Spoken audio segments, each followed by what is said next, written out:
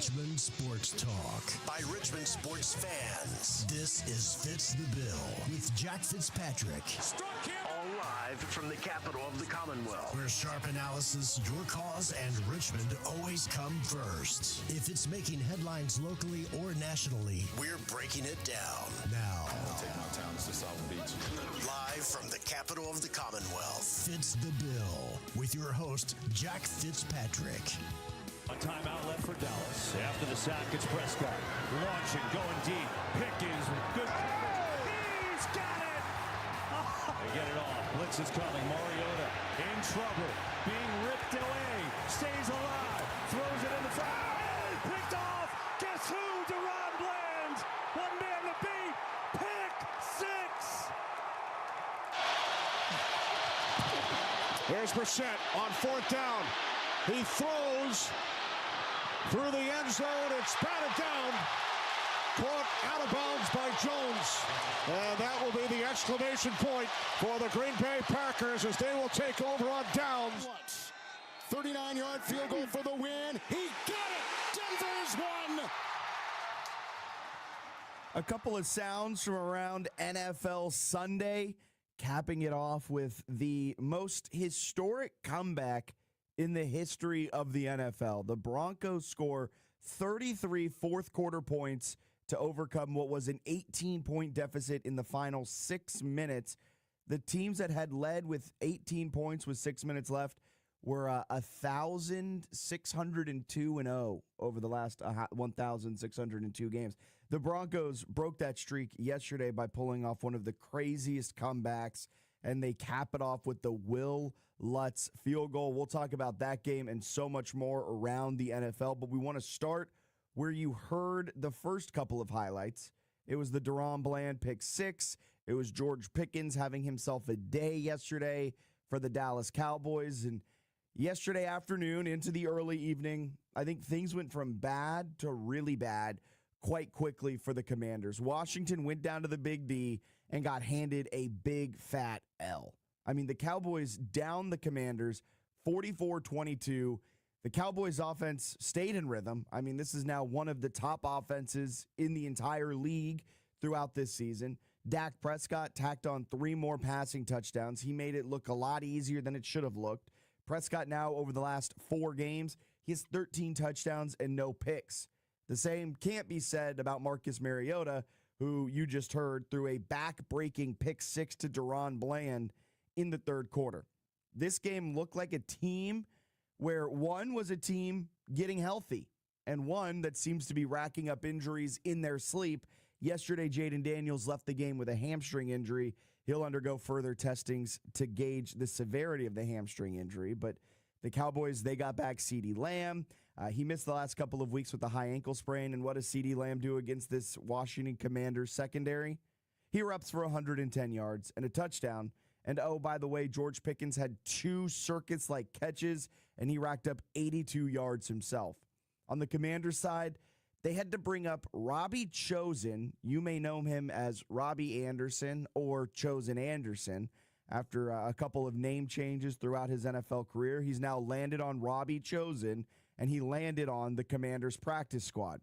He was elevated for yesterday's game to the active roster, and he caught a couple of balls because Deebo Samuel was out. Terry McLaurin was out. Noah Brown is still on the IR, and the receiving core in that 22-point loss notably were Jalen Lane, Chris Moore, Luke McCaffrey, and Robbie Chosen. Compare that to CeeDee Lamb and George Pickens, and the Cowboys had the advantage. But that really isn't an excuse because coming into the game, the Cowboys were the worst team in the NFL defensively. This defense allowed a successful play on 51.5% of snaps. That is insanely bad. This Cowboys defense had an EPA allowed per play of .197, which is also insanely bad. That's the worst mark we have seen since the 2020 Detroit Lions. The Cowboys were exceptionally bad against the run. They allowed a successful rush on just about 50% of rushes, the worst mark in the NFL. And yesterday, the Washington Commanders' backfield could not capitalize on that.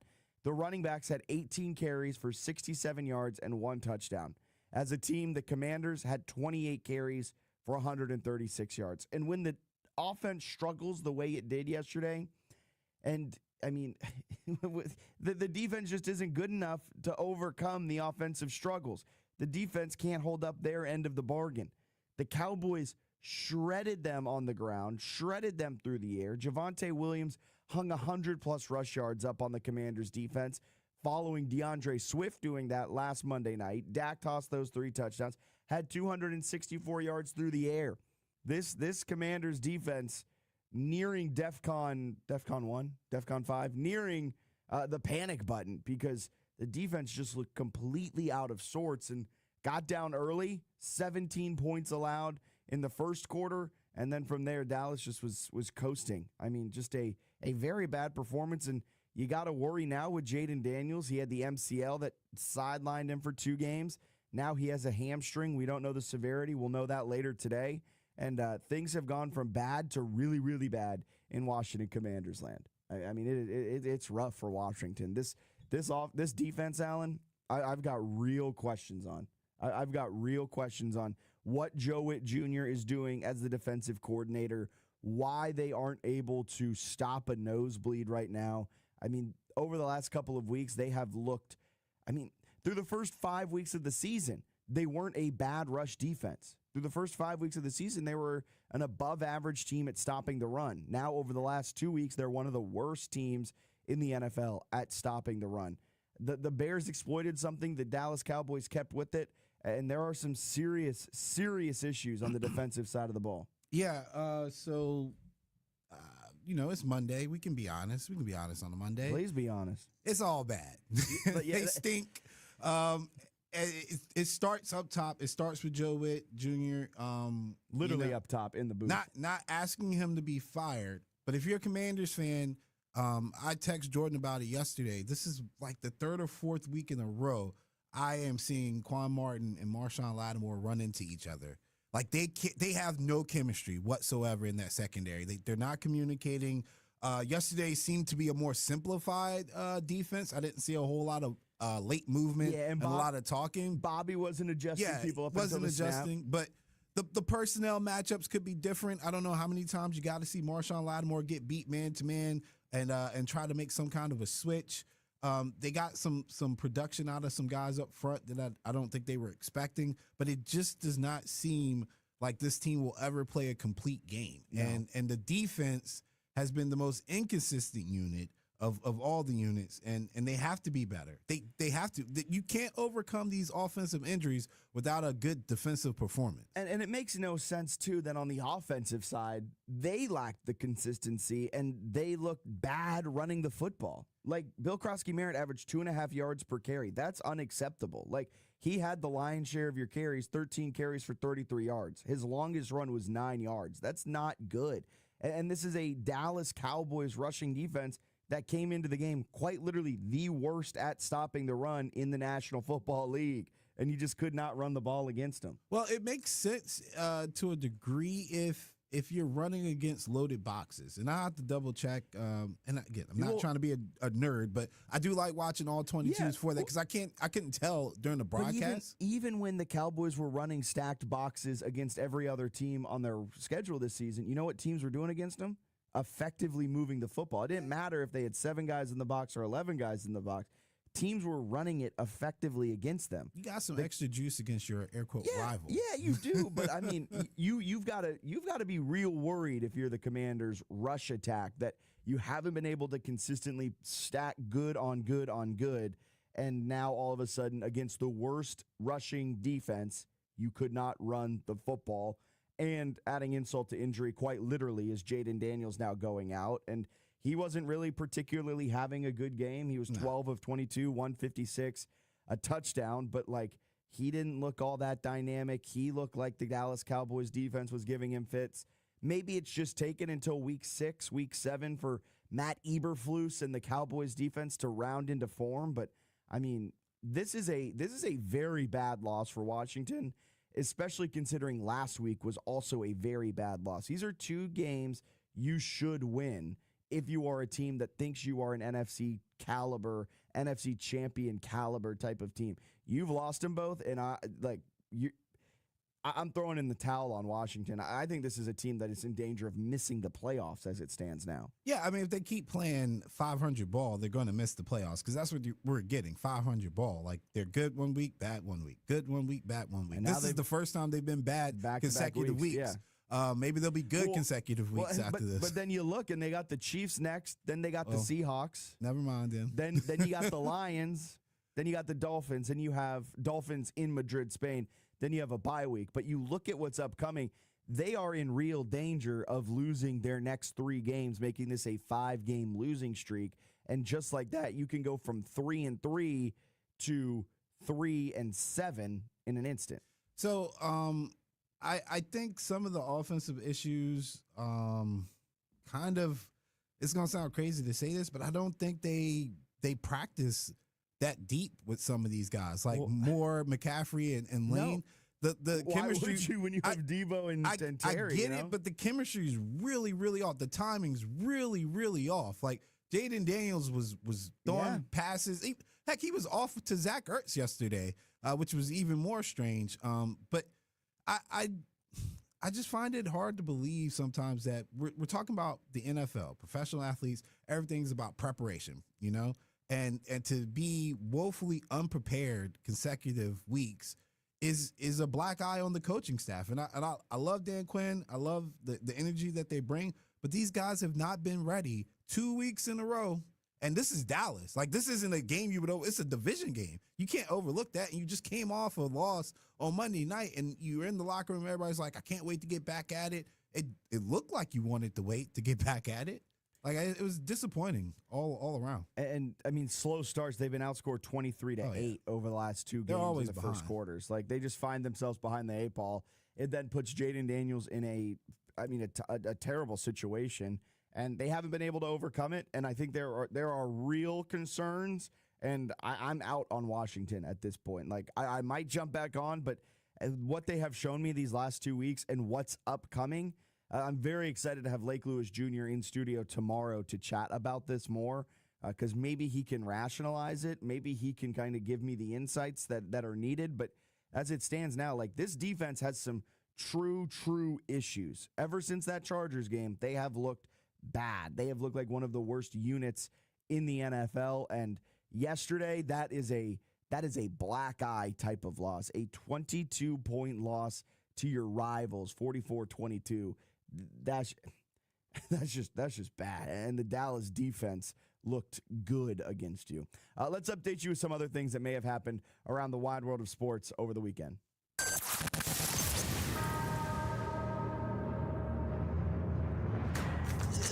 This is your Fitz the Bill morning update, getting you caught up on some of the biggest stories in sports. All right, last night in MLB postseason action, the Blue Jays offense came alive, a 6-2 Game 6 win over the Mariners to tie the series at 3 games apiece.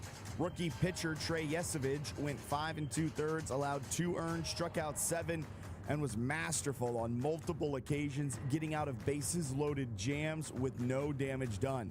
Game 7 tonight, 8:08 p.m. And in case you missed it, the Dodgers completed the sweep of the Brewers on Friday night. It was a 5-1 win, and if you haven't, you're now going to hear it. Shohei Ohtani did Shohei Ohtani things, going 6 innings, striking out 10, not allowing a run, and by the way, he also hit 3 home runs. Across the NFL yesterday, the Rams began the day with a 35-7 win in London. The Bears got a win over the Saints to extend their win streak to 4. The Browns crushed Miami 31-6. The Patriots get some revenge over the Tennessee Titans 31-13. The Chiefs shut out the Raiders as the Raiders look downright abysmal here at 2-5. The Chiefs 31-0 win moves them to 4-3. Eagles get a 6-point win over the Vikings on the road. The Panthers get a road win over the Jets. Broncos make a historic comeback, scoring 33 points in the fourth quarter to down the Giants 33-32. The Colts look like AFC champion type of team, 38-24 win over the Chargers. The Packers get a 4-point win over the Cardinals.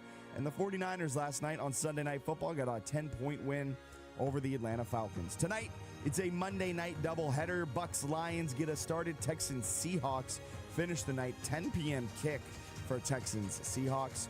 The Dolphins with that embarrassing 31-6 loss against the Browns. McDaniel made it clear that he's focused right now on riding the ship in Miami, not worrying about his job security. Quote, "The way I look at this job is I find it very offensive to all parties involved.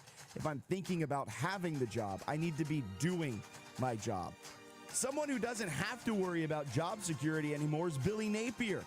Following the Gators' 23-21 win, yes, you heard that right, win over Mississippi State, Napier was relieved of his coaching duties at Florida. Colorado State also relieved Jay Norvell of his coaching duties midway through his fourth season with the Rams.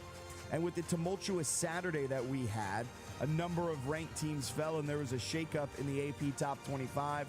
Ohio State remains at the top. Indiana moves up to second. Rounding out the top five, it's a trio of SEC teams with A&M, Alabama, and Georgia. Vandy enters the top 10 for the first time since 1947, and UVA checks in at 16th. It's the highest ranking since 2007 for the Cavaliers. In NASCAR, Chase Briscoe punched his ticket to the Final Four with a win at Talladega.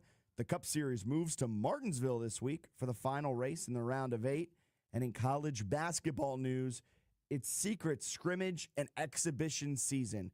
VCU men's basketball had a preseason exhibition against Villanova. VCU fell 70-51. The starting five was Barry Evans, Christian Furman, Brandon Jennings, Ahmad Noel, and Terrence Hill Jr. And in NBA news, Kevin Durant inked a 2-year, $90 million extension, making him the highest career earner in NBA history. Across his career, Kevin Durant has earned $598.2 million based on current and future salaries. So that's what you may have missed in the wide world of sports. We have got a great show. I mean, it's Overreaction Monday. It's always fun. We'll sprinkle in overreactions throughout, but phone lines are open. Text lines are open. We want to hear your best overreaction from the weekend, whether it's college ball, whether it's NFL, whether it's NBA preseason, whether it's college basketball exhibition season, NASCAR, MLB, so much to overreact to. And we want to hear it from you, 804-327-0888. Call us, text us, however you want to reach us. That's the phone number on this Overreaction Monday. We'll step aside, be back, break down some of the biggest games across the NFL Sunday slate yesterday, including the historic comeback by the Denver Broncos. Traffic reports on 106.1 ESPN Richmond, brought to you by Herman Allen Plumbing, Heating, and Cooling, a premier Lennox dealer. Online at HermanAllenPlumbing.com. It's the final game of the Richmond Kickers 2025 regular season. Come out and salute the team Saturday, October 25th as the Kickers take on Forward Madison SC. It's Fan Appreciation Night at City Stadium, presented by Feed More with happy hour beverage specials and RVA's best food trucks. Thanks to everyone for supporting the Richmond Kickers this season and over the past 30 years. To learn more about becoming a 2026 season ticket member or to reserve tickets, visit us online at richmondkickers.com. Are you suffering from a sports injury, chronic pain, or something that just plain hurts? Ortho Virginia can help get you on the road to recovery. As the state's largest provider of orthopedic care, Ortho Virginia's team of specialists offers surgical and non-surgical treatment options. With 12 offices conveniently located in the Richmond area, visit orthovirginia.com or call 804-915-1910 to discover why at Ortho Virginia, stronger starts here. Why stress over Thanksgiving in the office? Classic Party Rentals of Virginia takes the hassle out of hosting. Whether you need extra tables and chairs, elegant linens, or complete place settings, we deliver everything straight to you. All you have to do is enjoy the feast. This year, bring the team together with Classic Party Rentals of Virginia. Visit classicpartyrentalsva.com for more details. Classic Party Rentals of Virginia. Celebrations made simple. 106.1 ESPN Traffic. Traffic is heavy on Bailey Bridge Road northbound from Hollyview Parkway to Cameron Bay Drive. Lighter traffic on 195 northbound from Laburnum Avenue to the Bryan Park Interchange. Watch for accidents on 64 eastbound before Talliesville. The right shoulder is blocked, and more slow approaching Bottoms Bridge. Another wreck at West Broad Street west of Dayton Road, and an accident on Williamsburg Road near Charles City. Looking to grow your local business? Let's team up. I'm Jack Fitzpatrick, host of Fitz the Bill on ESPN Richmond. Together, we can craft on-air campaigns that drive customers right through your doors. Ready to collaborate? Email me, jack.fitzpatrick@summitmediacorp.com. Man, M-E-T-H-O-D, man, M-E-T-H-O-D, man, M-E-T-H-O-D, man, M-E-T-H-O-D. Back in Fitz the Bill, I'm Jack Fitzpatrick. Allen alongside on this Monday, October 20th morning. It is feeling like fall. It felt like fall Friday night as we were out at Glen Allen as they hosted Hermitage on Glen Allen's homecoming. And Hermitage played spoiler with a pretty impressive win in that one. And that win really propelled Hermitage up the Class 5 Region C football standings. I'm going to have a sit down with Rob Witham. Maybe I come in on Thursday when he joins Sean and Bob for Feel Good Thursday when they break down high school sports, and have him give me a explainer on how football standings are done with the VHSL, because there's a lot of ratings and points and bonus points and all of this stuff. Like Hermitage, their win catapulted I can't say that word. Catapulted them up. There we go. Oh, sorry. I'm trying to help you, man. I got too many buttons I'm pushing this morning. Catapulted them up. Catapulted. To fourth in the Class 5 Region C football standings. But they're 6-1, which is the second best record behind Patrick Henry, who's 8-0. Highland Springs, Midlothian, 5-2, 6-2, respectively, in front of Hermitage. I'm going to have Rob explain to me exactly how they figure all of this out, what the formulas are, because I feel like there's a whole world of football, high school football ranking systems that I need to learn about. But Hermitage, yeah, you're right. Yeah, you're right. Politics, man. That's how they figure it out. But hey, Hermitage, they won. They did what they needed to do, took down Glen Allen, put them up to fourth in the Class 5 Region C football standings. It was a really impressive win. I mean, Avery Curtis, we highlighted him as our Talk of the Town Student Athlete of the Week. He balled out. He had a couple of touchdowns. The quarterback had a fantastic game as well. So a really impressive performance from Hermitage. It's looking like this Friday, we're getting ahead of it a little bit, tentatively scheduled to head down to Meadowbrook against Dinwiddie. Yeah, and also, Ralph Puccinelli getting injured probably affects Glen Allen long term if he can't get back out there. He got hit hard as he was throwing a ball. Yeah, the backup quarterback was pretty stout, man. Perini. I mean, yeah, he did what he could, but getting tossed in that situation because Hermitage was rolling. At one point, I think they traded like back-to-back scores. There's a point. It kind of felt like the JMU ODU football game. I don't know if you caught that game, but Hermitage down 14-0. No, Glen Allen down 14-0. Returns a kickoff to the house, following, of course, the Hermitage touchdown to put them up 14-0. So touchdown, kickoff, return, touchdown. Then Hermitage kicks off, return, touchdown. Yeah. Huh? It was in a fast pace. Maybe 50 seconds that came off the scoreboard. We saw 21 points scored. Yeah, it was fast paced. It got crazy for a second. And then Hermitage defense just kind of settled in, flexed their muscle. Puccinelli went out, got hurt. Luke Perini, he stepped in, the backup QB, who was in a QB competition with Puccinelli in the offseason for that QB1 spot. He gets thrusted in. Not sure how long the Glen Allen Jaguars will be without Puccinelli, but Perini looked solid. He did a couple of Hail Marys, and I said that correctly. He didn't throw a couple of Hail Marys. We were joking about this at the game. He did his Hail Marys. Yeah, it was some scary throws, but hey, man, shout out to the receivers going up for them 50-50 balls and fighting for it. Threw a couple of deep shots into triple coverage, and the receivers somehow went up there and caught it at the same time as the DB. But hey, tie goes to the receiver. Tie goes to the receiver. And that's exactly what happened. No tie in this one as we transition to the Broncos-Giants game, as the Broncos pulled off a historic comeback yesterday. They scored 33 points in the fourth quarter to down the New York Giants 33-32. Before yesterday, teams had lost, are you ready for this? 1,602 straight games. 1,602. 1,602 straight games when trailing by at least 18 points with 6 minutes to play. Denver now makes it 1 in 1,602 across the last 1,603 games played in that scenario. The 33 points scored in the fourth quarter, it's the most scored in a quarter in franchise history, tied for the second most points scored in a quarter in NFL history. The Lions hold the record with 34 points scored. I think it was against the Bears in 2007. Woo! Woo! Poor Giants, man. Poor Giants.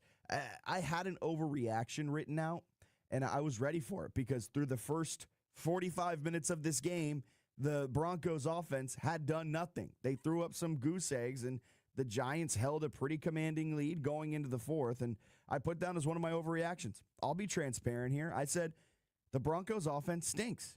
The Broncos offense, which is coming off of a very bad performance last week against the Jets overseas, then backed it up with another poor performance. And the fourth quarter performance makes up for it. I mean, a 33-point explosion in that quarter is absolutely phenomenal. Bo Nix finishes with 279 yards, 2 touchdowns. Oh, he also ran for 48 yards, 2 touchdowns. He's, I believe, the first quarterback in NFL history to have 2 passing touchdowns and 2 rushing touchdowns in the fourth quarter. Just a literal historic game yesterday. And the Giants, unfortunately, were on the losing end of it as they remain winless on the road. But coming out of that game, my takeaway isn't with the Denver Broncos. It's with the New York Giants. And I think they're good. If they keep Dable, and I know you're not a big Dable fan on the other side of the glass, Alan. No. If they keep what? This man blew that, like blowing that game is why you don't keep him. Yes, it's him. The coach has to manage that some kind of way. What if I told you the kicker missed 2 extra points? I don't care about the kicker missing extra points. What if I told you they shouldn't have been in prevent? That's why Burns was screaming in the tunnel. That's coaching, right? What if I told you had the lead, kill some clock? Why doesn't Scatterboo have more touches? You're up multiple scores. How did this even happen? No, man. Dayball's got to go. He's got to go. Ooh. Keeping him is just like keeping Eberflus for an extra year. You're wasting your time. I don't think so. I'm on the opposite side. I think Daboll is a good offensive mind, and he has Then make him a coordinator. You can't do that. Exactly. So he's got to go. Jackson Dart, man, he has looked good though in his 4 games. Like he's cooking. Dude's got to go, man. I'm telling you, mismanaging that game like that. 4 total touchdowns for Jackson Dart because of Daboll's play calling. Look, I get that they were in the game. They should have won the game. But, like, you mismanaged that kind of game, Why man? does poor execution from the defense executing on the plays fall on the coaching staff? Because at some point, you got to call timeout, rally your troops, get them together. They were executing the first 3 quarters. Yeah, and then they couldn't figure out how to stop the Broncos. So if something that drastic occurred, like you gave up 30-something points. Yeah, they gave up 33 points in the fourth quarter. That's a combination of player and coach, and it has to start with the coach. That means you got out-schemed. They made some kind of adjustment. They made an adjustment, but I'm saying that's a hell of an adjustment. I'm putting more blame on the players for not just finding one stop. I also put a little bit of the blame on Jackson Dart for throwing that interception on 3rd and 5. I put more of the blame on the execution. Who called the play for players. 3rd and 5? Oh my! Who had a horrible pass? Like, I'm sorry. Sometimes you call a play. Hey, you trusted your rookie quarterback. I'm going to blame you too. I think you just have it. You have it out for. I don't. I love the guy. He helped Josh Allen basically kickstart his career. Yeah, and I'm a huge Josh Allen fan. I don't hate Daboll because of some underlying issue. He's just a bad head coach. He's not a good head coach. So I think the Giants, with or without Daboll, they've got their guy at the quarterback position. Jackson Dart, he's proved me wrong. I was anti-Jackson Dart when he was taken. I thought it was insane that New York traded back into the first round to get him. You gave up future draft capital, but turns out I was wrong. The Cam Scatterbo pick in the 4th round was absolutely amazing. He's turned into their RB1. He had 16 carries, 60 yards. You like to see that up a little bit more, but he was also good through the air, 34 yards, receiving 1 touchdown through the air as well. But New York, I came out of this game with or without Daboll. I just wanted to do that to push your buttons because I know how much you hate Daboll. I can't stand a bad coach, man. I think New York this year they'll be a feisty team, likely won't make the playoffs. They're a year away from being a true contender, but they're going to win some games they shouldn't, and they are going to be an absolute pest for a lot of teams in the playoff hunt here down the stretch of this season. And, I mean, Jackson Dart has the moxie. Jackson Dart looks like the franchise QB that they've been looking for since Eli Manning. So here's the crazy thing, though. That was a winnable game yesterday. Yeah. They could very well be 3-4. And in their division right now, the Cowboys are 3-1, the Commanders are 3-4, the Giants could be sitting at 3-4, and they've got a win over the Eagles. So I mean, I would even make a claim that the main thing holding them back from potentially being a tough, maybe late wild card team is the coach. The coach has lost two games already. The Saints loss, you could argue they also should have won, but I think they had 5 straight drives ending in a turnover. That's not on coaching. That's not all on coaching. That's not on coaching. But you started Russell Wilson, that's coaching too. That's valid. I'll give you that. You started Russell Wilson for the first couple of weeks, and then you Who knows? They could have beat the Commanders when they played them if they had. Could have beat the Cowboys. Yeah, they lost 40-37. Like, you could have won that game. Chiefs, you're going to lose it regardless. Yeah, like, not beat them. Yeah, I'll put that on table. I'll 100% go there. I'll slander his name for that for you there, where you should have started Jackson Dart over Russ. Listen. Russ, unfortunately, he is having the worst finish to a season for a quarterback that have we seen a worse finish to a career at the quarterback position? No, not really. I know Big Ben fizzled out, but Big Ben didn't go out like this. Yeah, this is sad. He didn't get booed going out. And he didn't bounce around on teams. So you're kind of right there, but I come at like it's funny that the takeaway following a historic comeback by the Denver Broncos is hey, the Giants are pretty good. Listen, the USA Today headline: after Giants collapse versus Broncos, only one real option exists: fire everyone. I love it. I love it. It's so aggressive. Everybody's got to go, man. You know what happens when you do fire everyone? You could end up like the Tennessee Titans, who then have to face their former coach. That was their fault. And get destroyed. They should have fired the GM and kept the coach. That's different. You're In right. this case, both of the coach and the GM can go. To segue then over to that Titans game, man, the Patriots took it to them. I got a hot take for you. Drake May is one of the best quarterbacks in the NFL. Oh, no. I was going to say Cam Ward's a bona fide bust. You think Cam Ward? See, I have the exact opposite take. Overreaction. Sorry, overreaction. But still, I think Cam Ward might actually be good. 255, a touchdown and an interception. He's not a leader. I don't like him. I don't like him, man. Not a leader. I don't like his attitude. I know it stinks that you're getting pummeled and you're losing a lot, but I just don't like his You don't attitude. like that body language? Nah, man. I feel like you don't like slumped shoulders. I feel like we've seen a lot of other guys take their L's in this manner, and they've gotten criticized for not being, franchise players or saying the right things. My man had a little Tua moment, and we just let it go because his team's bad. But yeah, I don't know, man. Him and Simmons, maybe they can turn it around. They need to go out and bond, because the two of them are going to be the foundation of the franchise, defense and offensive side. But yeah, the Titans need a lot of help. I'm not casting judgment on Cam Ward until he next year. If it's at this time and Cam Ward still is 1-6 at this point next season, I'll be out on him. But like, he's in maybe the worst situation in the NFL outside of maybe Cleveland, but I think Tennessee's like the worst situation currently in the NFL. There's absolutely nothing wrong with Cleveland. Andrew Berry must be a lot smarter than me or us. There's nothing wrong with Cleveland, clearly. You're right. He's so smart. He's so smart. But also, this is completely a side tangent. I got a bone to pick with Quinshon Judkins.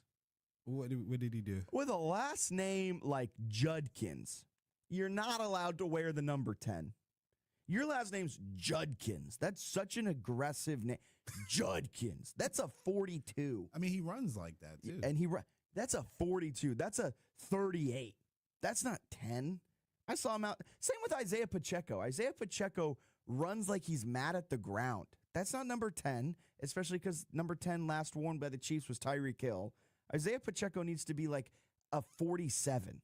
Maybe they're football fans. No, number 10. The 10 is the best player on the soccer pitch. I'm out on it.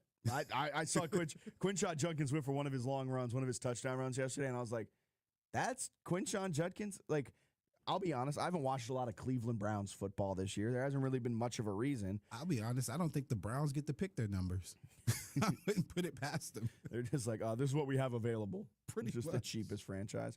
But I just got, like, Quinshon Judkins being number 10. No. You got to be like a 40. That's a very old school rant of you, though. Judkins. No, the idea that players have to have certain numbers. Is it positional or is it just the name? It's the name. Okay. But I do have, take me back to the days when I could see a lineman and he's not wearing the number 1. Okay. I do hate how no, you're a linebacker. You're not supposed to be wearing number 4. That's great. You're a linebacker. Wear number 51. Wear 97. 70% of our listeners right now are cheering. I never would have expected you to have that. Look, I hate wide receivers wearing the number 27. Jack Fitzpatrick, progressive to a point. Look, bring back positional numbers. It makes them easier to identify. Exactly. I agree. I just saw a number 10 edge rusher on the TV. Micah's what? What number is Micah? 1? Yeah. That's horrible. I want Micah to be 57. Well, I mean, in Abdul Carter's case, he asked for number 56. They just told him no. Yeah, so I give him the benefit of the doubt. But also, you idiot. You're not asking. You're not getting Lawrence Taylor's number. It took me probably a good 2 to 3 seasons to kind of get used to this whole positionless number thing. Yeah. Took me way too long. Like, I like it in college. It's fun in college. It's fun when a quarterback in college is number 44. It's fun when they both step on the field and you get penalized, too. It's fun. Yes, exactly. But now we're in the NFL. This is professional. Get rid of that number and put a number on that fits your position. You're the middle linebacker. I expect you to be number 51. You're a middle linebacker. You're a safety. I expect you to be number 27. I don't want to see I don't want to see 12. And 12 is a fine safety number. I don't want to see 2 as my middle linebacker. You're Mike, not Michael. Exactly. Let's button it up. Let's button it up. All right, we're going to get a quick break in. News or snooze coming up on the other side as we continue reacting to NFL Sunday. Get your overreactions in 804-327-0888. I think I hear Indiana Jones music back far, far, far down the road, but I hear him coming. Text in 804-327-0888. Looking for the perfect golf course? Check out RVA's best kept secret, Queenfield Golf Club, just a few minutes past Mechanicsville. Reserve your tee time today at queenfieldgolf.com. This is advertising material. Past results do not guarantee future outcomes. Every case is different. George's licensed attorney in Virginia is responsible for legal work. Office located at 500 East Main Street, Suite 1600-113, Norfolk, Virginia 23510. Yo, I bet you didn't know that there's a new sheriff in town shutting down the litigation Fitz. And they go by the name of Alexander Sonora, trial attorney. Now, we all know life can throw you curveballs, right? A vehicle accident, a medical mistake, or even worse, a workplace injury. At Alexander Sonora Trial Attorneys, we fight while you hear. Alexander Sonora Trial Attorneys will sue the insurance company. Give them a call now at 877-222-6666 or hit them up at sonora.com. This is advertising material. This is Brennan Wells, the owner of Pro Weld Fabricators. We are a Richmond-based company. We are here for all of your welding projects. Bradley Hicks here with Pro Weld Fabricators. We bring all the right tools to your doorstep. Emergency repair? No problem. We're available 24/7. For all commercial and residential needs, you need Pro Weld Fabricators. Learn more about Pro Weld Fabricators and check out some of our awesome projects at pro-weldfabricators.com. Pro Weld Fabricators is your #1 source for any of your commercial welding needs. Stop by Grabo Sports Cards, the preeminent sports card shop in the Mid-Atlantic, located next to Parlay Barn Lounge and Scott's Addition for a wide selection of baseball, football, basketball, soccer, UFC, WWE, Pokemon cards, and more. Check us out on Instagram, Facebook, TikTok, or our website at grabos.co, or pop into one of our live breaks on Fanatics Live or eBay Live. Thank you from Grabo Sports Cards.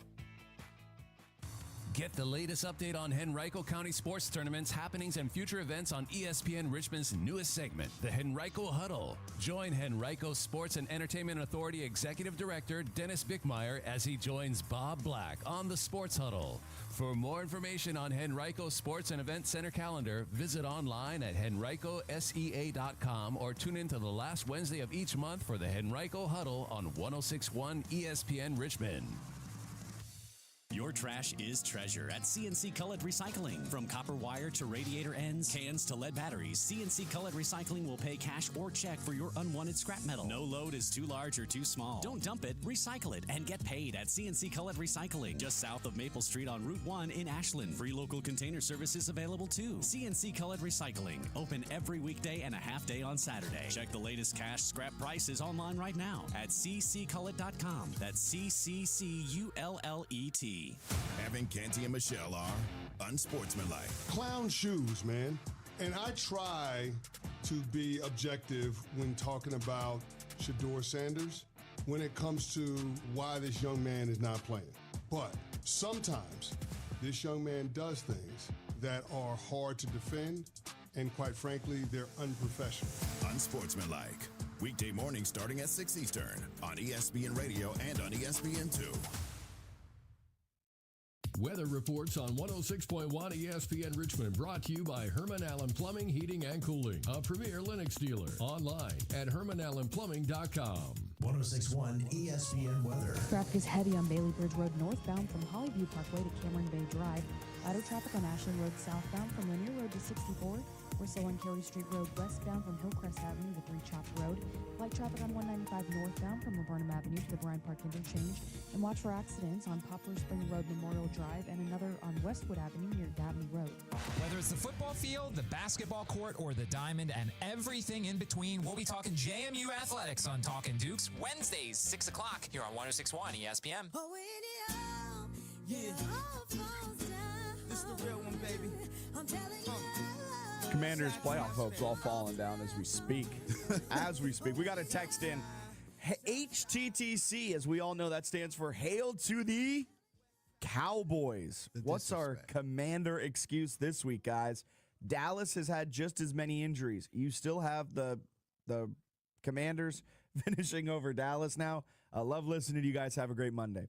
I want to just say, if it came across as me giving excuses for them last week, I was. Look, they lacked consistency, and I was like, this team has the talent. If they can find consistency, they'll be good. Now, after this game, I'm all out on them. I don't think they have the ability to find that consistency. I think the coaching staff has so many issues, and the injuries are a real problem. You were without Terry McLaurin, Deebo Samuel, and Jaden Daniels left the game with a hamstring injury, and at a certain point, racking up injuries isn't just a luck thing. You have to kind of look at the strength and conditioning staff and maybe start questioning them a little bit.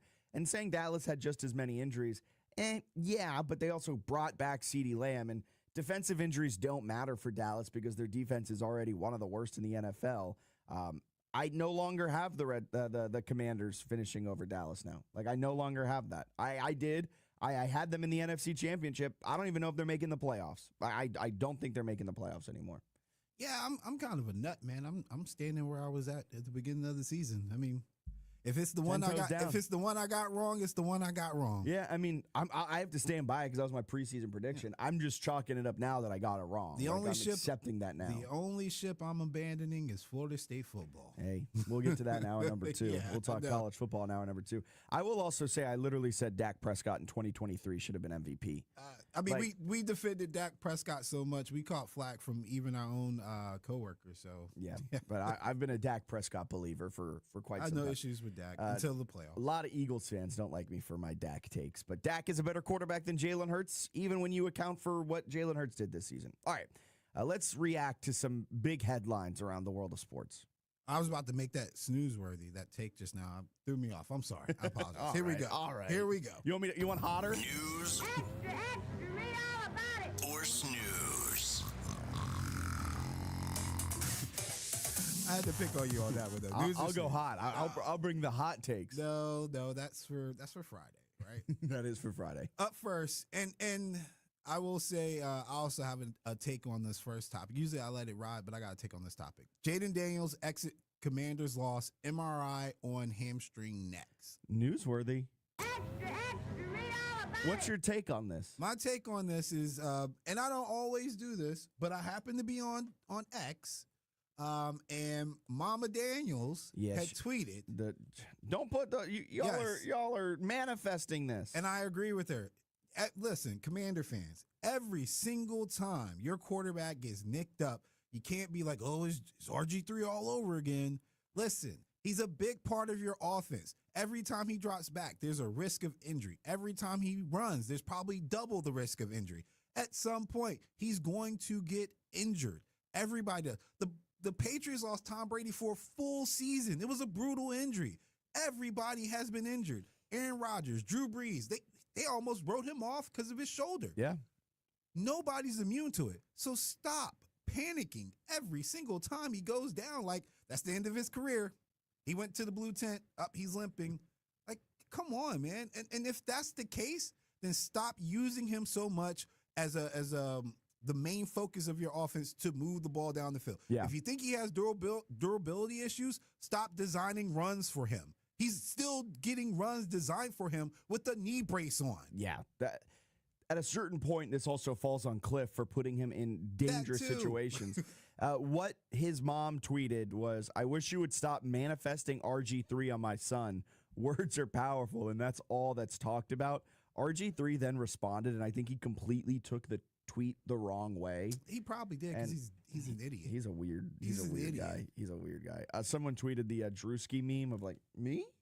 And it's RG3 reading this. Me? But yeah, you're right. But I will say this is newsworthy because we talked with an ortho Virginia doctor a couple of weeks ago, right when that MCL sprain was fresh. And I asked, can an MCL sprain lead to other injuries around the legs? And yeah. And a hamstring injury is one of the things it could lead to. Is it the same leg? I wasn't sure. I couldn't tell which leg he was holding when he was walking off. When he was on the ground, it was his right leg. I think the brace is on the left. Okay, so then the MCL doesn't have anything to do with it. However, I mean, yeah, it's just he's just gotten unlucky with 2 hits on him. And the funny thing is, they aren't on the designed runs, right? Like I believe both of them were sacks or scrambles. That was a sack. Yeah. Well, it was a sack on this injury, and then the Packers was a scramble. Yeah. So it's not even the designed runs that are hurting. But he took an ill-advised hit. He does take a lot of ill-advised hits. I got another. And another thing. Yeah. One more thing for Commanders in general. Stop trying to hurdle people. Keep your feet on the ground. Yeah. Just take the hit. Just take the hit. But with Jaden Daniels, if he's out for another extended amount of time, Mariota filled in well over those 2 games, but your season's looking real rough if Jaden's going to miss another 2 weeks, another 3 weeks, especially with this run of games that you have coming up. What did I say? 4 starts. You get 4 quality starts out of Marcus Mariota in a season. If Daniels is out, you've already gotten 2 quality starts out of him. It's not looking good if he's going to be in for more than 3 more games. And I don't trust Mariota at the Chiefs, and I don't trust Mariota at home against the Seahawks. I don't trust this defense to help Mariota at the Chiefs or against the Seahawks. Yeah, I don't. Even with Jaden Daniels in, I don't trust this defense to do anything to help him. So this is a big injury. We'll keep an eye on how this MRI pans out for Jaden Daniels. He missed most of the second half with this injury, and he was immediately ruled out. Broncos down Giants with historic comeback in 4th. We talked about it already, but this is newsworthy. And I talked about it from the Giants' perspective. I'll say it from the Broncos' perspective now. This is a gutsy win for Bo Nix. I was writing off this Broncos team as a legit contender because of the offensive woes. Against the Jets, the Broncos were bad. Like, we all are crowning Denver as this Super Bowl favorite, a Super Bowl dark horse, whatever it is. I think they're top 5 in betting odds to win the Super Bowl. But this offense, the last 2 weeks, really the last 3 weeks, have left a little bit to be desired. Their Jets game, they only won by 2. They're only put up 13 points. Bo Nix has been wildly inconsistent this year. And for 3 quarters, they were held scoreless. Then they erupted for the 33 points. And that brings hope back. J.K. Dobbins looks solid as the running back. I am not in on the Broncos bandwagon, but I'm no longer questioning their abilities because that was a gutsy win. Bo Nix was able to put the team on his back, something I did not think he was going to be capable of, but he becomes the first quarterback in NFL history to have 2 passing touchdowns and 2 rushing touchdowns in the 4th quarter. He went full superhero. He went full Superman. Newsworthy with the historic comeback and newsworthy for the Broncos offense finding that rhythm going forward. I'm back, baby. Broncos not having drop off, still looking good. And the Chiefs coming back and being better than the Chargers or maybe winning the division. It's still looking good. I maybe did my victory lap too early on the Chargers. Yeah, Chargers got banged up in the worst kind of way. Yeah, Chargers that lost Slater preseason, lost Joe Alt. They're down to like their left tackle 7, and now they've lost 3 of their last 4, and their lone win was a 2-point win against the Dolphins. So not a ton of hope, and now it's a short week against the Minnesota Vikings, who have one of the better defenses in the NFL, and things can go from bad to worse real quick for the Chargers. But one thing is for sure in the AFC West, and you know what it is, Alan? You know what the one thing that is for sure in the AFC West? What's that? The Raiders stink. They do. I got an overreaction coming up at 9:30. Oh, you want to hold on to your socks for it. All right, let's go out to the phone lines before we get our last news or snooze in. Dolphin Dave is on line 1. Good morning, Dolphin Dave. How are we feeling about the Miami football team? I want to know why Mike McDaniels is still employed. Quick really like and to know. The point. I like it. I'd like to know why him and Jim Greer, or I think it's Jim, but how Greer are still employed. And I made this statement to you guys probably not too long ago, the fact that I'd like one person to go up who is a noteworthy sportscaster and look at Mr. Ross and say, Mr. Ross, how important is it for you to sometime win the Super Bowl? I feel like Mr. Ross is sitting on the, hey, I own one of 32 teams. I can sit at the table. It doesn't matter if we are excellent. Excellence, guys, fall from the top down. It doesn't start at the coach. It does not start at Tua. It starts at the guy who owns the team. And we do not have an excellent owner. And when you don't have an excellent owner, you do not have an excellent football team. And I'm going to go ahead and tell you one other thing that's interesting, because you guys may have or may put a few shekels on a game once in a while. I'm in a pick'em league, and I have never seen and it's basically you're just picking every week against the spread. And I don't remember the last time I saw a year there are no givens. Okay, yesterday, I honestly don't take it the wrong way. I thought the Cowboys were a given. Yesterday, I thought Kansas City was a given. But, like last week when the Denver Broncos lost against the Jets, I'm like, I never saw that coming. So I think this year, more than anything, you don't know who's going to beat somebody the next week. You don't know who's going to step up or who's going to play terrible or who's going to get injured. I haven't quite run into that before as much as I have this year. Yeah, the parity in the NFL this year has been quite. It's tough to pick against the spread too, because like you like the Packers Cardinals, right? The Cardinals at one point had a pretty solid lead. They went into halftime up 13-6. Packers come back and they need a Micah Parsons big play at the end to kind of pull out the win. Who would have thought that the Cardinals would do that to Green Bay? The 49ers, I think, are 3-0 with Mac Jones. Who would have thought that? The Patriots have turned things around and are 5-2. The Bears have now won 4 straight after starting 0-2. Like, yeah, there is so much parity week to week, and you never really know what's going to happen. It makes betting it very difficult. Very, very difficult. Dolphin Dave, thank you so much for calling in. Have a great rest of your Monday. There goes Dolphin Dave. Now, I will say to Dolphin Dave's point, like the NFL has always been like that for gambling purposes. Against the spread has always been tight, no matter what. But I'll use the Niners game as this week's example. The line opened with the Niners favored by 2.5. Now, this is a Niners team that has a litany of injuries, just got smoked by the Buccaneers. Fred Warner just went down. Mac Jones was already on the injury report. Yeah. Purdy's still hurt, yada, yada, yada. And the Falcons just beat the Bills and beat the Bills handedly. Yeah. And they have a good team. In fact, the Falcons match up well against the Falcons offense matches up well against the Niners defense. It's banged up. Yeah, a banged up defense. We're going to put Kyle Pitts on your linebacker and good luck. That line never moved the entire week. That is an indicator to me the Niners are winning. You know why I think that? Because Vegas thinks that. And Vegas is smarter than all of us. That's why. And the money thinks that.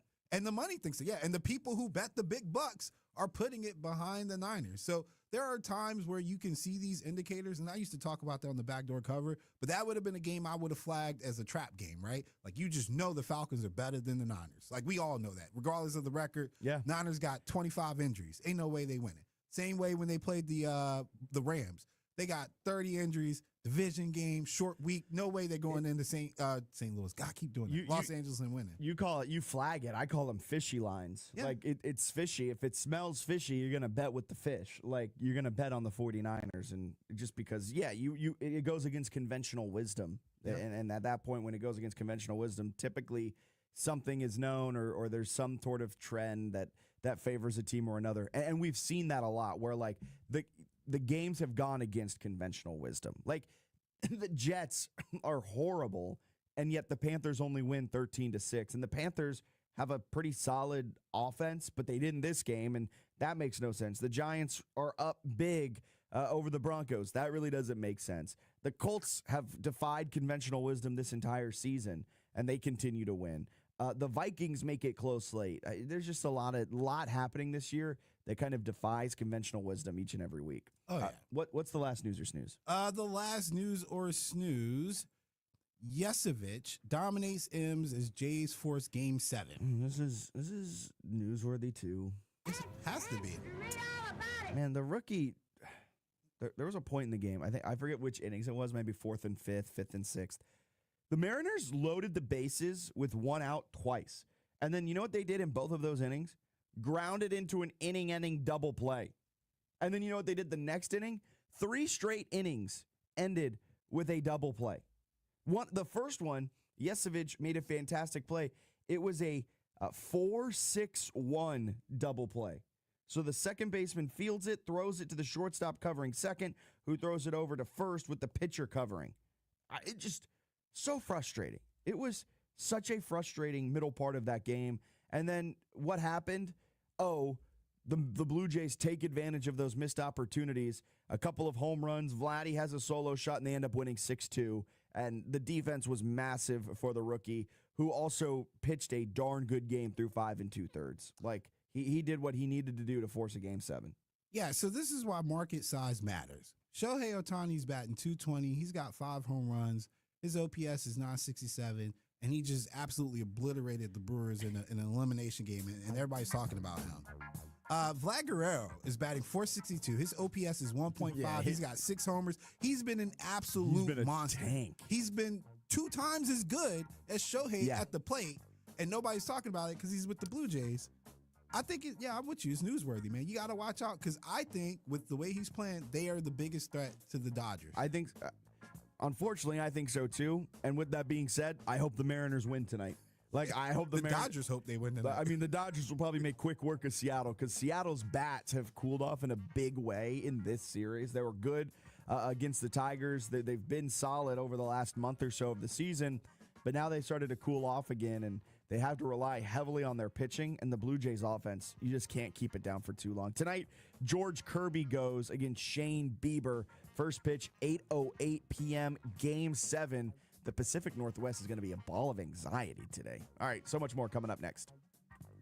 From Hot Topics in the morning to Spider Pride in the evening, 106.1 ESPN Richmond keeps you talking. Fitz the Bill, Border to Border, the Mashup Hour, and the Sports Huddle. Always live and always local. 106.1, where Richmond talks sports. Cooler fall temperatures are coming, and that means perfect weather for a round of golf at Queenfield Golf Club. Queenfield is a beautifully secluded 18-hole course just a few minutes east of Mechanicsville that offers a spacious driving range, practice greens and bunkers, and professionally maintained golf course. Take the afternoon off or schedule your tee time today by calling 804-769-8838 or reserve your spot online at queenfieldgolf.com. Queenfield Golf Club, RVA's best kept secret. Serving Richmond and beyond for over 20 years, Bonaire Shell features a full line of automotive services. Check out bonaireshell.com, loaded with coupons, specials, and more to see all that they can do for your car and your peace of mind. And now with their Fuel Rewards program, you can save at least 5 cents per gallon on every fill-up. Learn more at fuelrewards.com. Go see the team at Bonaire Shell, 8762 West Huguenot Road. Go to bonaireshell.com or call them at 272-3232. That's 272-3232. Morning, Zoe. Got donuts. Jeff Bridges, why are you still living above our garage? Well, I dig the mattress, and I want to be in a T-Mobile commercial like you. Teach me, Saldana. Oh, no. I I'm not really prepared. I couldn't possibly. At T-Mobile, get the new iPhone 17 Pro. On them, it's designed to be the most powerful iPhone yet and has the ultimate pro camera system. Wow, impressive. Let me try. T-Mobile is the best place to get iPhone 17 Pro because they've got the best network. Nice, Jeffrey. You heard them. T-Mobile is the best place to get the new iPhone 17 Pro on us with eligible trade-in in any condition. So, what are we having for lunch? Dude, my work here is done. The 24 monthly bill credits on experience beyond for well-qualified customers plus tax and $35 device connection charge. Credits ended, balance due if you pay off early or cancel. Finance agreement iPhone 17 Pro, 256 gigs, $1,099.99, and new line minimum $100 plus a month plan with auto pay plus taxes and fees required. Best mobile network in the U.S. based on analysis by Ookla Speed Test Intelligence data 1H 2025. Visit T-Mobile.com. From the ESPN studio, presented by Ortho Virginia. Find one of Ortho Virginia's orthopedic locations at orthovirginia.com. W291CL Lakeside Richmond. WURV HD2 Richmond. We are 1061 ESPN.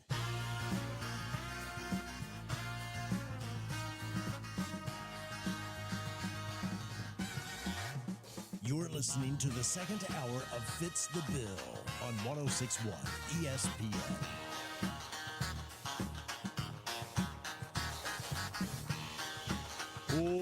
Welcome in hour number 2 of Fitz the Bill right here on 1061 ESPN Richmond, the ESPN Richmond app, and ESPNRichmond.com. We're also streaming live on Twitter, Facebook, and YouTube. If you want to watch the stream, just type in ESPN Richmond in the search bar. Will pop right on up, and you can watch live. You can be part of the show over there as well by liking, commenting, and subscribing. We appreciate that oh so much. And you can be part of the show, of course, by calling or texting in. Coming up at 9:30 here in hour number 2, it's Overreaction Monday, and I've got a huge overreaction when it comes to the Raiders and one other AFC team for what they're doing currently in the NFL. But before we get into that, we do have to recap everything that happened Saturday in the world of college football, because some Commonwealth teams were in action, and we saw a lot of moving and shaking with Miami losing to Louisville. Was that Friday night that happened? Miami losing to Louisville in a huge upset on Friday night.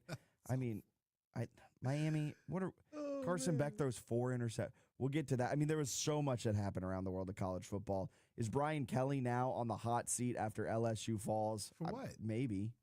For firing. For doing what he's always done? Oh, my goodness. Yeah, that's why you fire him. That's why you fire. We'll get to that in a second. First, I want to start with the Commonwealth teams. We'll lead with the locality. UVA, is Washington State good? Because Washington State put Ole Miss on the ropes last week. They had UVA on the ropes again this year. And Washington State, I get it. It's a team out there in Washington State, as the name indicates. So we don't care too much about it. The Pac-12 no longer exists. They're playing this weird hodgepodge schedule before the Pac-12 gets resurrected with all of the state schools, Boise State, San Diego State, New Mexico, like all of the state schools are coming together in this new Pac-12. So they're playing this hodgepodge schedule, and you may not have paid attention to them much until the last 2 weeks, but they started this season downright bad. Then they put Ole Miss on the ropes last week, and now UVA was on the ropes this week, down by 10 going into halftime, but pull out a 22-20 win, and with that win, it moves them up to 16th in the AP Top 25, their highest ranking in quite some time. But a good win for UVA, where, I mean, if this was earlier in the season, I don't think UVA wins it. Like, they blew that lead to NC State, which with every passing week, you're like, man, what if you just didn't blow that lead and you're sitting there at 7-0? But they did blow it. And if this game was played in week 2 or week 3, I think UVA loses this game. But they've been tested now. They had the good game against Florida State, and UVA was able to overcome it. They overcame a pedestrian performance from their offense. And, I mean, their defense came up in a big way in the second half, holding Washington State just to 3 points. But Morris only had 179 passing yards, no touchdowns. There was only 122 rushing yards, 2 touchdowns on the ground. But the defense came up in a big way for him in this one. So an impressive win. So they're not good. They're just the team that you overlook on your schedule. Washington you State, just assume it's the bye week essentially because they're not good. And that's how they caught Ole Miss, and Ole that's how they Miss, yeah. probably caught UVA. I mean, UVA was due for a letdown game. Technically, their letdown game was supposed to be Louisville because they just beaten Florida But they State. pulled that one out. But they pulled that one out. So I think that's a testament to a team that's Well on the coached. rise. Yeah. I think this team, like I said it in the preseason, I was high on UVA. I've got to go back to see where I ranked them in the preseason poll and when I was down there in Charlotte for kickoff. But, I mean, they're sitting at 6-1. They are atop, or I guess technically not atop their game behind Georgia Tech because Georgia Tech has 4 ACC games, but that's besides the point. They're one of 3 undefeated teams in the ACC, and they're back in action in ACC play this Saturday against UNC down there in Chapel Hill against, I mean, just a joke of a team, So a joke of a program. My threshold for them was, or expectations was to be bowl eligible. So we're there for me. It's house money now, baby. Check. Yep, house money now. So yeah, it's good to see them not have a like a true letdown. They obviously got to finish because as the season gets tighter for them, pressure's going to mount a little bit more. Because right now they're 6-1. 6-1. Yeah. So if we get to like 8-1 or 9-1, and then those talks of them potentially being in the ACC championship get louder, there'll be new charted territory for them to go through. And then you've got that rivalry game at the end. No matter how bad Virginia Tech is, you got to take them seriously. Oh, 1,000%, especially because Virginia Tech has owned that over the last couple of years. I'm not hitting the panic button yet, but like it is worth noting that Chandler Morris hasn't thrown for over 200 yards since that Florida State win, and he really hasn't looked like early season Chandler Morris since the early season, since that 48-20 Stanford win. Well, he's got a get-right game coming up. Against this UNC. Saturday. So you got to hope he gets right, but he started the year red hot, and there was no way he was going to continue that type of play, but he has petered off quite a bit these last 2 games over the last 3 weeks. So you hope he gets right. But hey, if you're winning the games that he's not playing his best in, that is awesome for him. UVA's defense forced 2 turnovers. I mean, this team is really rounding into form, and Tony Elliott is showing that he is a darn good ball coach. Virginia Tech was off this weekend, so no loss for him. But are we sure? I mean, yeah. I think Vanderbilt just scored again. I think ODU just scored again. We'll get on Vandy in a second. There's no shame in it, Virginia Tech. I'll take it back. I apologize. Yeah, that was actually that first half was really impressive. Virginia Tech. There's no shame in there. JMU ODU was maybe one of the more fun football games in the first half for an understatement. For a neutral observer. Who's the neutral observer? I'm just saying, if you are a neutral observer. Oh, I was gonna say, I know it wasn't you. No, I'll be honest though. I was watching that first half and I was just like, this is so fun. So here's how the game started. JMU fumbles the opening kickoff and ODU returns it for a touchdown. So it's 7-0. Alonzo Barnett has a 58-yard run to cap off a 5-play, 78-yard drive, makes it 7-7. Trey Brown catches a 98-yard touchdown pass. ODU makes it 14-7 with 3:56 remaining in the first quarter. JMU then answers back 50 seconds later with a 65-yard touchdown catch from Nick DeGennaro. Then, with 20 seconds left in the first quarter, Trey Brown catches an 11-yard pass to make it 20-14. Then, 3 minutes into the second quarter, Nick DeGennaro catches another touchdown pass to make it 21-20. Then, 3 minutes later, ODU scores again. JMU scores 5 minutes later to make it 28-27 heading into half. Yeah, so I had alerts on for this game. And you turned your phone off. No, I was at my dad's birthday party, and my phone overheated in my pocket. I was like, why is my pocket burning? It was because of the alerts. Like, it just kept going back and forth. Touchdown, touchdown, touchdown, touchdown, touchdown, touchdown, touchdown, touchdown was how the first half went. And I'm a supporter of ODU football. I like what they were doing this year. But listen, man, there are just some teams, that I think no matter who's the coach, you shouldn't speed them up. Let's not run with this team. I'll give you an example of a small team, Toledo. They're in the MAC. You don't want to run with Toledo. If Toledo's going at a nice pace and you can keep up with that pace, keep them there. Do not speed Toledo up. I would say JMU football is the same way. Do not speed JMU football up. And ODU somehow, some way, I guess thought they could outrun them and found out the hard way, huh? Look, I know this might be sacrilegious to say as a JMU alum, as a JMU fan. I like ODU. I have a soft spot for them. I've done a lot of work with them. I really appreciate it. Every year I go into a season, I'm like, you know what? ODU's my dark horse pick to win the Sun Belt. Yeah, you did do that this year. This is, I got a clip I got to play. This is me coming to the realization that yet again I was wrong about ODU being a Sun Belt East dark horse contender. I'm stupid. You're smart. I was wrong. You were right. You're the best. I'm the worst. I told you. Love that Happy Gilmore clip. But you know, my friend does that too. He's an Ohio State Buckeye fan, and I don't think he's ever picked Ohio State to win the Big Ten. It's always Michigan. I think you guys just do that to make yourself feel better. I always pick JMU to win, but I'm like, you know, ODU could be a frisky team. They could be a lot of they have the talent. I think their coaching is going to come together. I think they're going to be good. And then every year they start off hot, and I begin to I'm doing my stretches for my victory lap and be like, I was right about ODU. And that's what I was doing. After that Coastal win 47-7 a couple weeks ago, I was beginning my stretches. And after that first half, I was like, you know, I hope JMU wins this game. But, man, this is an impressive performance from ODU to go toe-to-toe with JMU. And then they lose, and now they've lost 2 in a row, and they went from 4-1 to 4-3. And they're 1-2 in conference play, and you look at their remaining schedule, and they've got 1 for-sure win on that schedule, and you're like, you are now going to be in a dogfight just to be bowl eligible. And things got, I mean, it's just a bummer. But, I mean, then on the JMU side, they showed they are the best team in the Sun Belt. They're the most dominant defense. They're the best team in the Sun Belt when they play their best ball.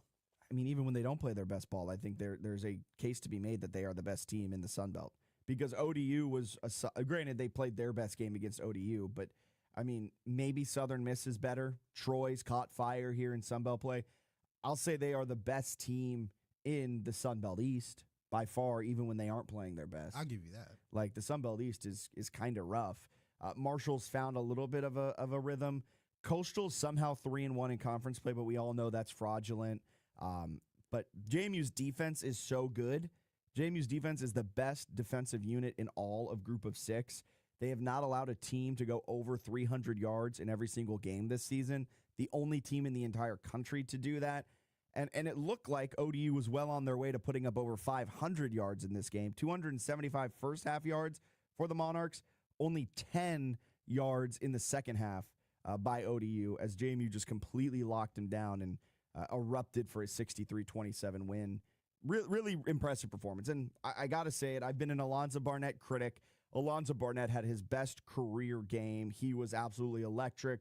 Over 440 total yards of offense. He threw for 295, rushed for 153, passed for 2 touchdowns, rushed for 4 more, 6 total touchdowns, a career high, 4 rushing touchdowns, a career high. The Richmond transfer, Nick DeGennaro, goes for 3 catches, 106 yards, 2 tutties. Landon Ellis, the Richmond transfer, tacks on 6 catches for 97 yards. Just a really, really good performance by JMU and arguably the biggest game of the season. And they did what they needed to do. Liberty picks up a 3-point win over New Mexico State. Liberty's now 3-4, 2-1 in Conference USA, and they've won their last 2 following a 4-game losing streak after winning the opening game of the season. So the Flames beginning to round into form just a little bit. Richmond, a 28-22 loss against Holy Cross. William & Mary, 26-21 win over Elon. William & Mary now 4-3, 3-1 in CAA play. And at the Division II level, Union picked up a 66-21 win over Lincoln. Union now 6-1 on the season, 4-0 in CIAA play. It was kind of close at half, 31-21. Then Union erupted for 28 points in the third quarter, capitalizing on 2 interceptions. The R.J. Rosales looked really, really solid. He had 5 total touchdowns. Curtis Allen, if you don't know the name by now, he's the best running back in all of Division II. He leads the country in rush yards. He leads the country in total touchdowns. And he tacked on 212 more yards on Saturday, 3 more touchdowns to have 19 on the season. Dude's a dog. Virginia State, they won 24-20 against Elizabeth City State. Virginia State now 4-3, 2-2 in conference play. Let's get a quick break in. Step aside. We've got to react to some coaching hot seat rumors. And Vanderbilt, man, Vanderbilt's kind of good, huh? Vanderbilt's kind of good. Vandy, dude? Vandy. Top 10 for the first time since 1947. Where were you? Where were you in 1947? What is this timeline? Text us where you were in 1947. Coming up next on Fitz the Bill. Henrico Pal is a 501c3 nonprofit serving thousands of local youth each year with after-school programs. On October 30th, Henrico Pal celebrates its 15th annual awards banquet, highlighted by keynote speaker Antonio Davis, former NBA star with the Pacers and Raptors. The evening honors youth and community leaders who make Pal's mission possible. Proudly supported by Bruce Richardson, realtor with Virginia Capital Real Estate, standing with Henrico Pal to build brighter futures. Henrico Pal. Every kid needs a pal. Henrico Sports and Entertainment Authority Executive Director Dennis Bickmeyer joins Bob Black for the Henrico Huddle, ESPN Richmond's newest monthly feature. Horse racing is back, and it's time to get ready for another Triple Crown season. Get the latest from the industry every Saturday morning from 10 to 11 with Off to the Races on 106.1 ESPN, presented by The Racing Biz. Nick Hahn and Frank Vespi bring you their insight and knowledge, talking with the people making the headlines, including jockeys, trainers, and owners. Plus, get the expert picks each week, including a visit by Derby Bill Watson. It's Off to the Races each Saturday morning at 10 on 106.1 ESPN, streaming live on the iHeartRadio app. Is it just me, or has watching television gotten way more complicated than it used to be? There are a million different services, lots of stuff you want to watch but can never find, and don't get me started on the bills. Well, thankfully there's Philo, a better way to TV. For as low as $33 a month, I get the channels I love, MTV, BET, Food Network, you name it, plus everything that AMC Plus has to offer. And guess what? They've added access to HBO Max Basic with ads plan and Discovery Plus, so I can enjoy all the best TV with one subscription. The best part? There are no contracts, no surprise fees, and just one low price. And their DVR is awesome too. I can save everything I love on Philo for up to a year and skip the ads when I rewatch them. That's a total game changer. I signed up directly at philo.tv.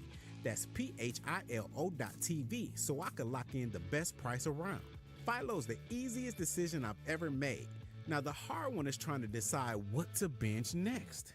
Pumpkins, prizes, and plenty of fun. It's the Scott's Edition Pumpkin Festival, happening Saturday, October 25th, noon to 6 at Midtown Green. We've got bands rocking the stage, craft beer and ciders flowing, delicious food, local craft vendors, and a kids zone full of giggles. And don't miss the costume contest with prizes. From spooky to silly, everyone can strut their stuff. Free to get in, fun, rain or shine. Fall is calling.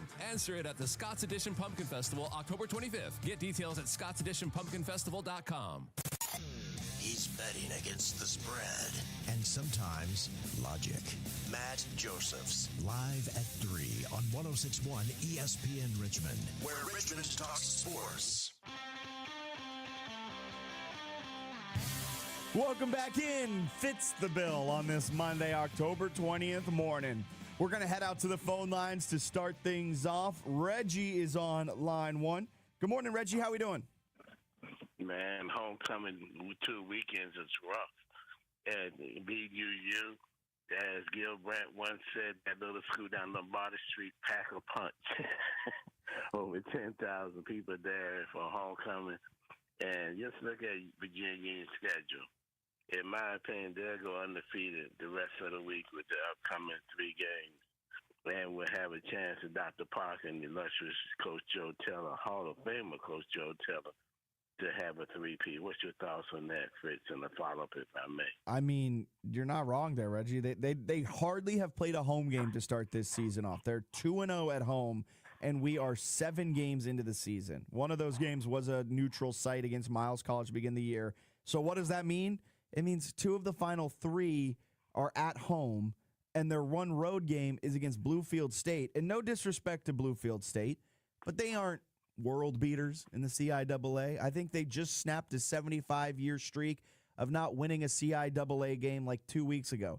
We'll forget the point that they shut down their football program for a large majority of those 75 years, but that's a whole other story. They are looking really solid, and who would have thought that Jada Byers would leave, and no disrespect to Jada, that he would leave and they would get better at the running back position with Curtis Allen? No question. But BUU reloads. Being a man of the land of Troy, love my Trojans and Dr. Frazier, but One thing about State this year, they've been dying in the fourth quarter. I don't know if the injuries has caught up with them or what, because they barely hung on this past week. And shout out to my man, Matt. Matt knew it was a pink out. I thought it was homecoming this week, but I'm so happy that Union State finally don't have homecoming the following week, which brings you to this week that the Atlanta Troy's going to have homecoming. So you're going to have another raucous crowd, and Lord have mercy, the homecoming queens of the woo-woos and the ladies. I don't know if I can take it this week, man.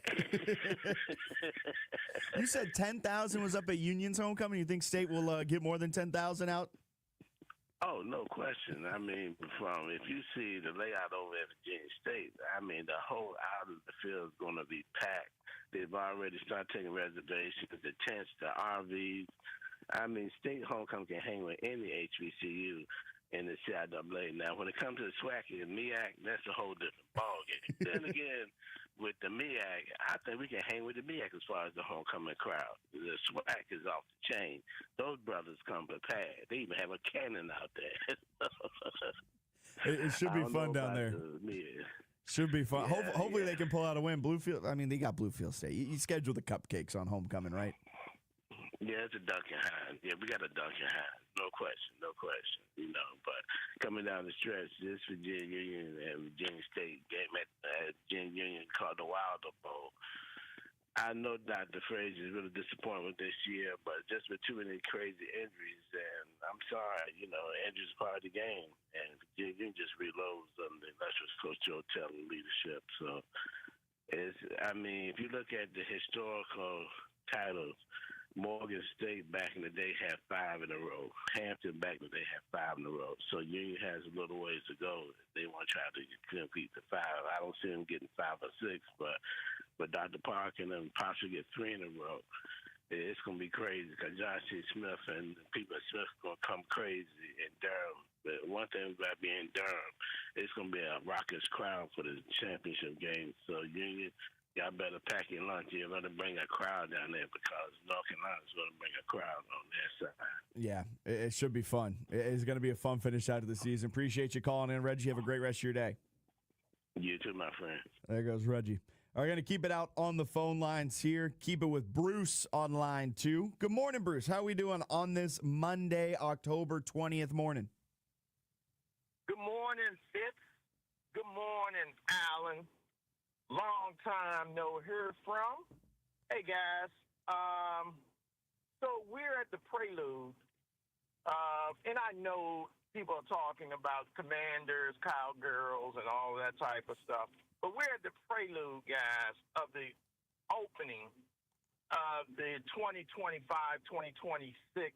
association. And I say, guys, I think there are a lot of interesting stories and teams that will appear in 2025-2026. I think you could look at Texas and just say, just scratch your head. Because I'm going to lean with the Spurs, but what you see in Houston and Dallas, is just something to be talked about. Now, I say all that fully knowing that we still have the Nuggets in Denver, we still have the champs in OKC. But what's happening in San Antonio is going to be special, guys. I think they're doing it the right way. And I think they're going to get tribute to Coach Pop, this year because I think they're going to be right there at the end. They are just built the way that too good of a squad to not be there at the end.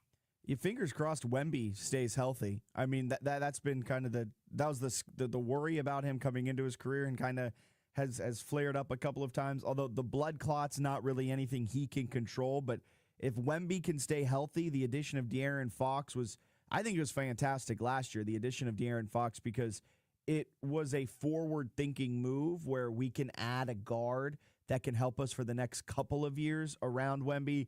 It adds in some depth with Stephon Castle, the Rookie of the Year from a season ago. I mean, I really like what the Spurs have put together. You and I were talking about it, Bruce, at the Glen Allen game. I mean, the Spurs are a fun team in the West, but they've got their work cut out for them. But if they can be a team that's flirting around that 4 spot, 5 spot in the Western Conference, they can make some noise come playoff time. And I know we're starting the season off, but already thinking about how San Antonio can position themselves for the postseason. You got to stay healthy, and you've got to that's really the biggest thing. I mean, you just got to hope Wemby can play as many games as possible. Let me just add this. You're spot on. Let me add this. What we're going to hear 2 taglines in this season this year.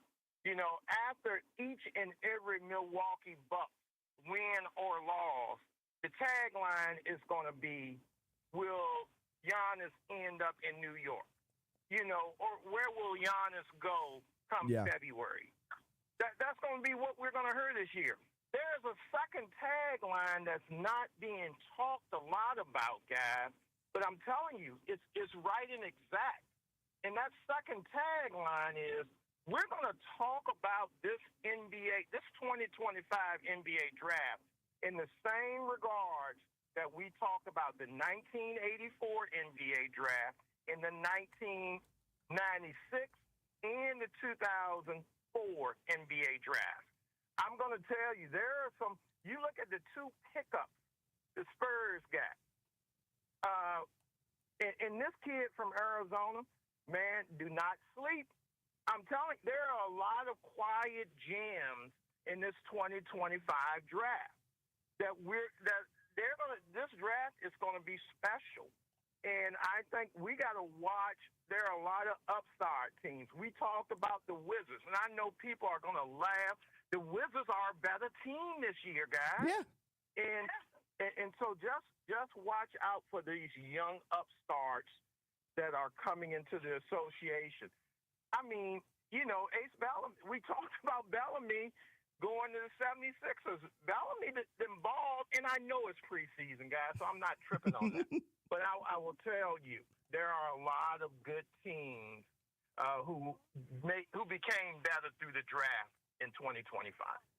It's going to be interesting to see how that plays out. I mean, I'm not as high on this draft class as you. I think Cooper Flagg is of course, the diamond of it all. And Dylan Harper, there's questions. VJ Edgecombe, there's questions. Con Knipple, there's upside there for a lot of these guys in the draft. I don't know how they're going to play out. I like your optimism around it, though. That optimism is nice. So I'm excited to see how some of these rookies play. I'm super excited to see how Cooper Flagg is utilized in Dallas. Jason Kidd has said he's not going to be a point guard, but he played point guard in the last couple of preseason games. That's going to be fascinating to watch down in Dallas.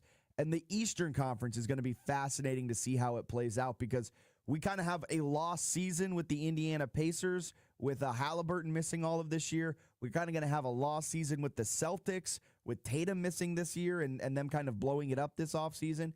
I'm very intrigued to see what team kind of fills the void that's been left with the Pacers and Celtics kind of punting on the 25-26 year. But appreciate you calling in, Bruce. Have a great rest of your day. Thank you so much. Thanks, guys. There goes Bruce. I mean, I always got to lean on. I'm going to lean on Bruce a lot here to begin the NBA season. While we're honed in on NFL, college football, MLB postseason, where I'll lean on Bruce a little bit and keep an eye over there on the NBA, though. But I like the Spurs. That is an interesting storyline that I think we'll see play out early on, and we'll kind of get a feel for who's going to fill those voids. But the Celtics, they may not make the playoffs. The Pacers may not make the playoffs. Pacers will probably make they lost Miles Turner and Halliburton's out for the year. Those are two teams that were two of the best teams in the Eastern Conference. All of a sudden, without a star player, kind of feels like they've punted on this upcoming year. They may not be playoff teams. Who fills those voids? Is it going to be the Wizards and Hornets? Is it going to, who's going to step up? So that's going to be very intriguing to see how it plays out on the Eastern Conference side. But appreciate Bruce and Reggie calling in and conversating on this Monday morning. We're going to get a quick break in, step aside, be back with more Fitz the Bill here on this Monday morning on 106.1 ESPN Richmond. Richmond Kickers soccer games in the fall is a RVA tradition. Just a few games left at City Stadium this season. Reserve your tickets online at richmondkickers.com. Is it just me, or has watching television gotten way more complicated than it used to be? There are a million different services, Lots of stuff you want to watch but can never find, and don't get me started on the bills. Well, thankfully there's Philo, a better way to TV. For as low as $33 a month, I get the channels I love, MTV, BET, Food Network, you name it, plus everything that AMC Plus has to offer. And guess what? They've added access to HBO Max Basic with ads plan and Discovery Plus, so I can enjoy all the best TV with one subscription. The best part? There are no contracts, no surprise fees, and just one low price. And their DVR is awesome too. I can save everything I love on Philo for up to a year and skip the ads when I rewatch them. That's a total game changer. I signed up directly at philo.tv. That's PHILO.tv, so I could lock in the best price around. Philo's the easiest decision I've ever made. Now the hard one is trying to decide what to binge next. Are you suffering from a sports injury, chronic pain, or something that just plain hurts? Ortho Virginia can help get you on the road to recovery. As the state's largest provider of orthopedic care, Ortho Virginia's team of specialists offers surgical and non-surgical treatment options. With 12 offices conveniently located in the Richmond area, visit orthovirginia.com or call 804-915-1910 to discover why at Ortho Virginia, stronger starts here. Traffic reports on 106.1 ESPN Richmond, brought to you by Herman Allen Plumbing, Heating, and Cooling, a premier Lennox dealer. Online at hermanallenplumbing.com.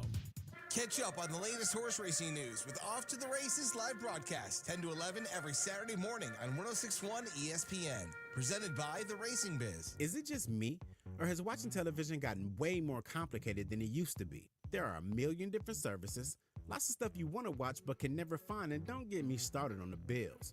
Well, thankfully there's Philo, a better way to TV. For as low as $33 a month, I get the channels I love, MTV, BET, Food Network, you name it, plus everything that AMC Plus has to offer. And guess what? They've added access to HBO Max Basic with ads plan and Discovery Plus, so I can enjoy all the best TV with one subscription. The best part? There are no contracts, no surprise fees, and just one low price. And their DVR is awesome too. I can save everything I love on Philo for up to a year and skip the ads when I rewatch them. That's a total game changer. I signed up directly at philo.tv. That's PHILO.tv, so I could lock in the best price around. Philo's the easiest decision I've ever made.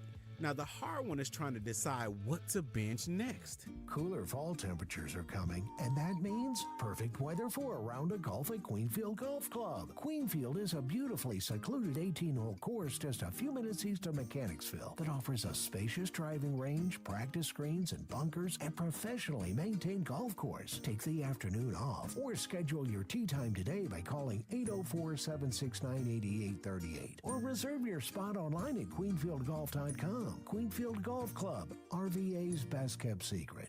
He's the voice of the Richmond Spiders and your companion for the drive home, Bob Black. Weekdays from 5 to 6 p.m. on the Sports Huddle. Only on 106.1 ESPN Richmond, where Richmond talks sports.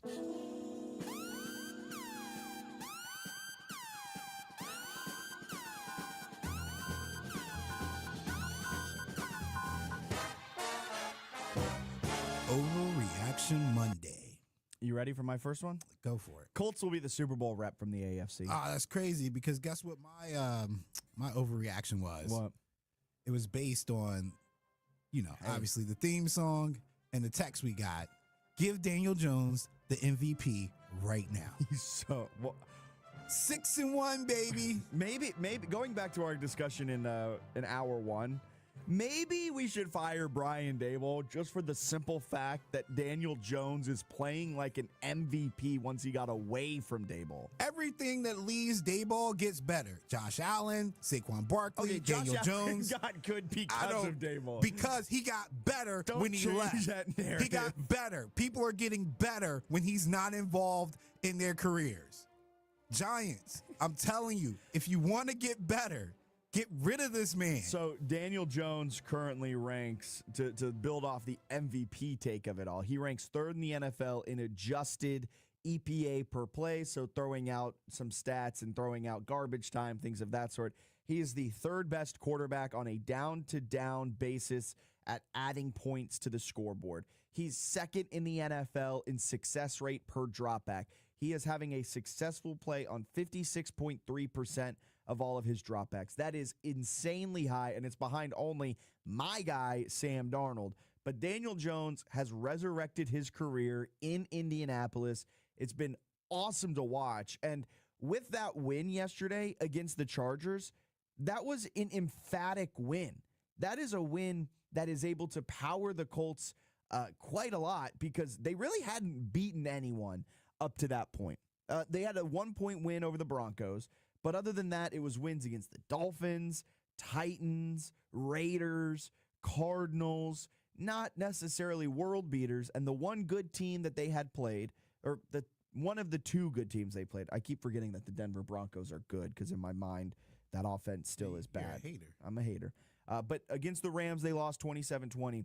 Yesterday was a test against a Chargers team, a good Chargers team, a banged-up Chargers team, but handled their business, did what they needed to do, and looked dominant doing it.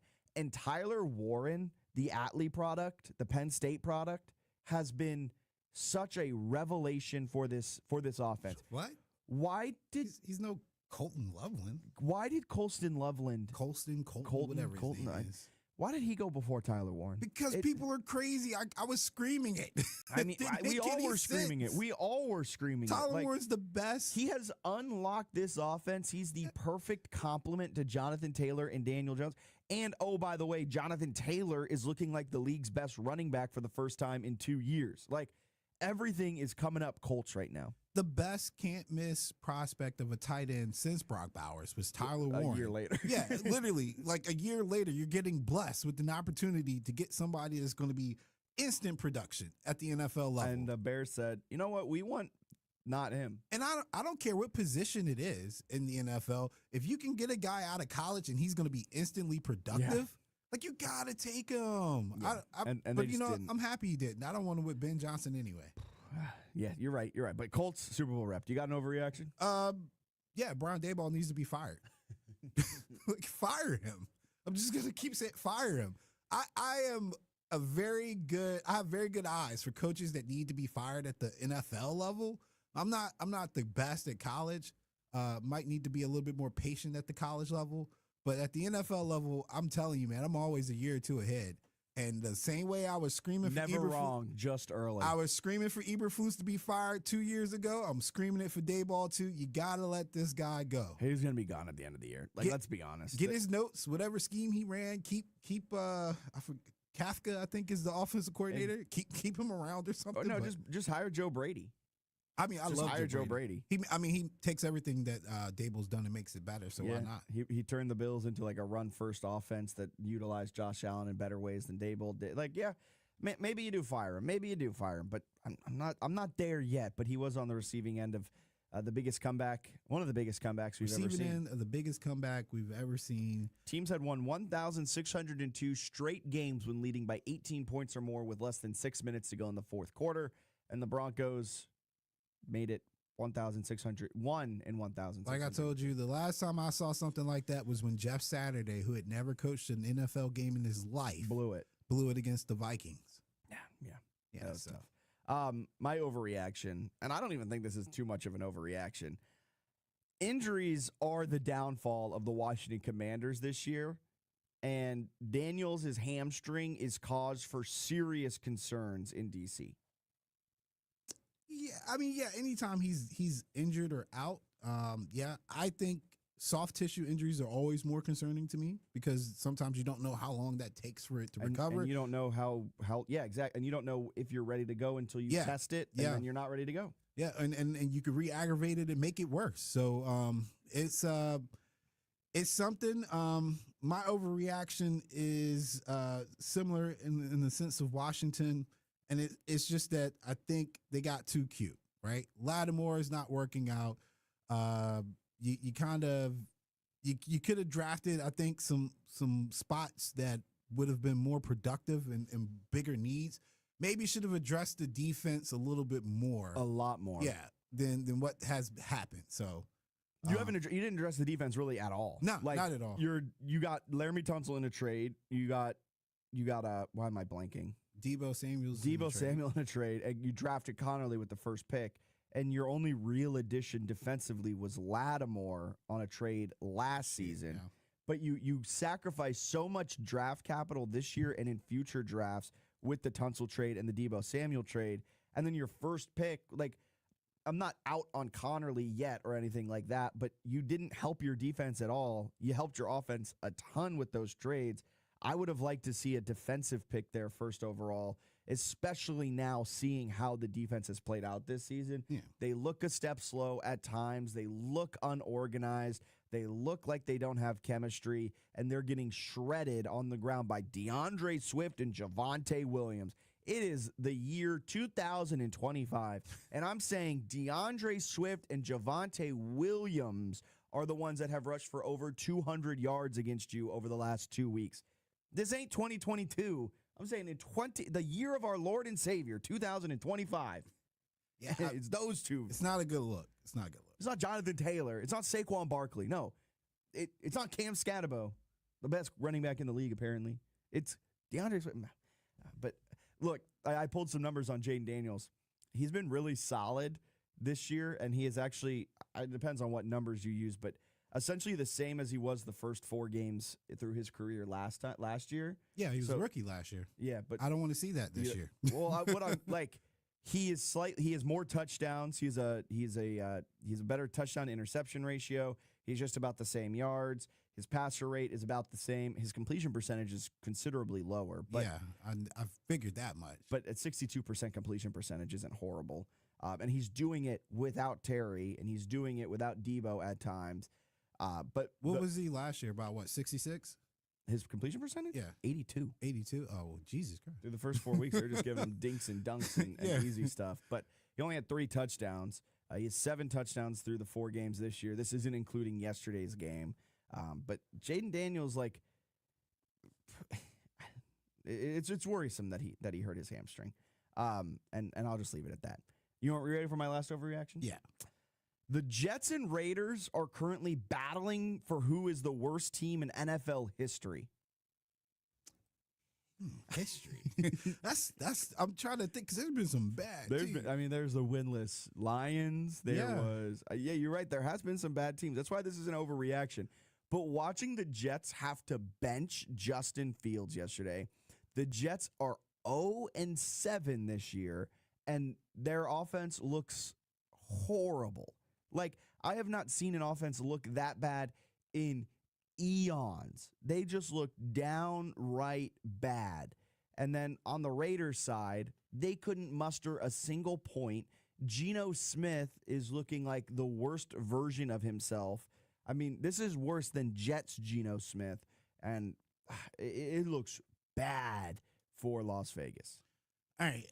Overreactions, are they specifically just for NFL? No, you can go anywhere. All right, because I got a double whammy here. I got to get this one take off.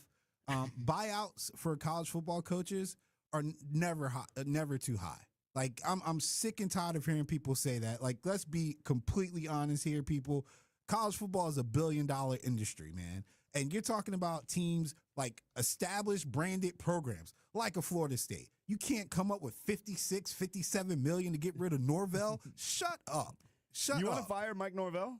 I mean, I don't like him. Yeah, I want him gone. He's hit his wall. He had his run, but it has gradually gotten worse every single year since then. You had 1 good year, 2 really crappy years out of 3, right? He's got more SEC wins. He's 5-2 against the SEC. You know, Braum got into the league, I think 3 seasons or something after Norvell for the ACC, and he's got more ACC wins. And Norvell went to the ACC championship. So, yes, there's some frustration here. But don't feed me some bull that you don't have the money to buy him out. Texas A&M bought out Jimbo at like $100 million. $75 million. Yeah. 56 million, you're a Nike school. You got the money, man. Like, come on. Just say you don't want to get rid of it, which is fine. Just like Florida.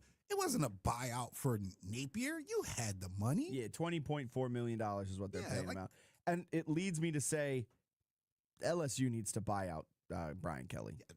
You find the $58 million. And I love this because people are saying, oh, they're going to fire Brian Kelly, and LSU is going to become the most desirable job on the market. I think LSU because of the expectations that the LSU fans have, whether they're right, whether they're wrong. Espo and I, we had this conversation last week. LSU expects you to compete for national championships within 4 years. Immediately. You got a 4 year. Everybody else has been 4 years. Les Miles won what? 2 national championships when he was there? Yeah, I think within the 4 year window, he was in one at least. He won one. Yep. Run off. Just Nick get rid Saban of within 4 years. Nick Saban, then he goes to the NFL. Ed Orgeron, within 4 years, he wins 4 one. years. Then within 2 years after that, run off. And now Brian Kelly just can't buy success in big games, whether that's his coaching style, whether that's just bad luck. I'm not here to say that, but LSU is going to run him off. And people are saying now LSU is the most desirable job opening if they end up moving off of Brian Kelly. I don't think so. Like, I think those expectations set you up to fail. Like, you will be in the unemployment line within 5 years if you take the LSU job. 2 things running in my head, but as far as the coaches go in college football, the LSU thing, if you think about it, it's probably it's the best retirement plan. Become a coach, get a buyout.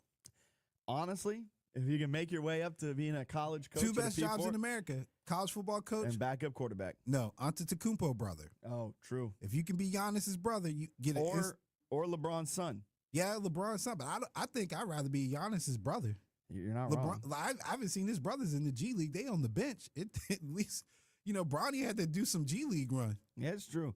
$52 million is what the buyout is for Brian Kelly. That is chump change. Oh yeah, LSU for got LSU. LSU got that. They could buy him out with ease. All right, here's the last one though. The honorary one here. The biggest waste of money in the entire world. The biggest waste of money right now. Okay. It's not Bitcoin. It's not bad stock. It's not. Where's this going? It's not your friend's business plan. It is the quarterback position. Forex is going to take off. No, the quarterback position of the NFL. The biggest waste of money. You're paying Trevor Lawrence. I'm going to throw Brock Purdy on there too because he's not even playing right now. Tua, Kyler Murray, Deshaun Watson is still in the top 15 some kind of way.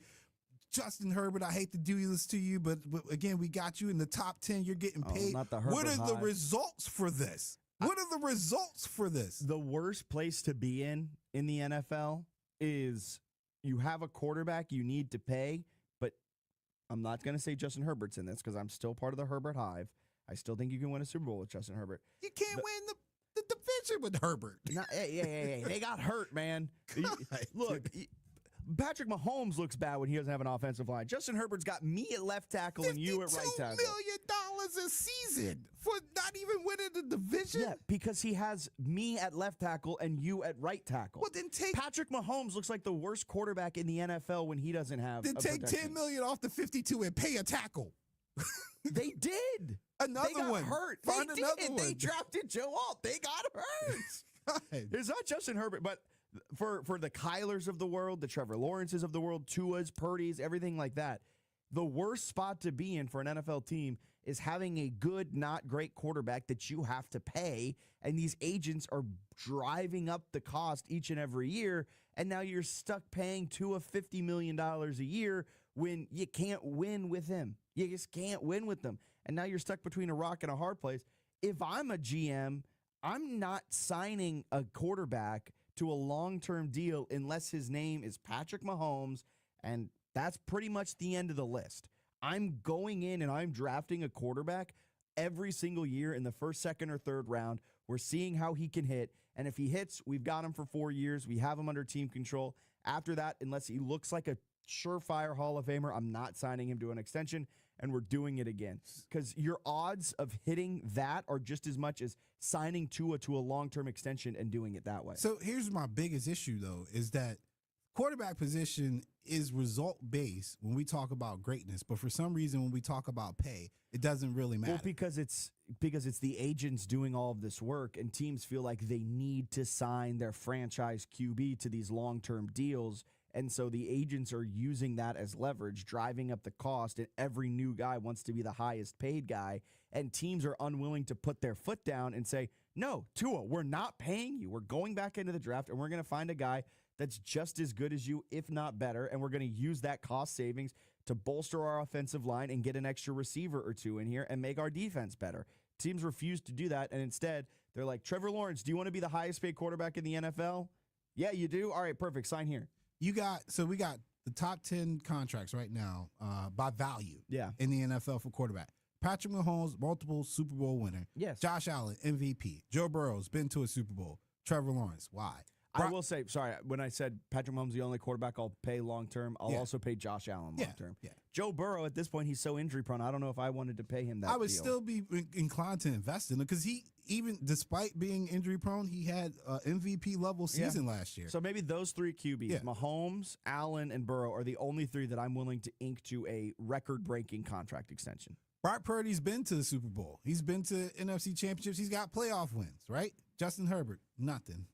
Lamar Jackson, 2-time MVP. Jalen Hurts, Super Bowl MVP and Super Bowl winner. I forgot about Lamar Jackson. Dak Prescott, nothing. Kyler Murray, nothing. The thing is, Lamar Jackson, I'm going to put in my thing. I keep fixing it because I keep forgetting quarterbacks. Yeah, I know there's obviously more than just Mahomes. But that's the thing though. Teams are so quick to want to ink their guy to this massive extension, and I just don't. I don't see it unless you have a surefire Hall of Famer. I'm going to the draft every couple of years to find a guy because I'm going to have all of that cost saved. You look at some of the quarterbacks, the highest paid quarterbacks seldom make it to the Super Bowl.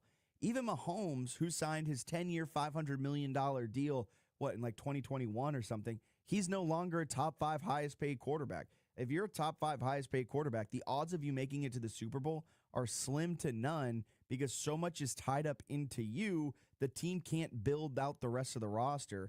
And so I'm anti-paying quarterbacks all that. I'm anti-paying Tua, anti-paying Trevor.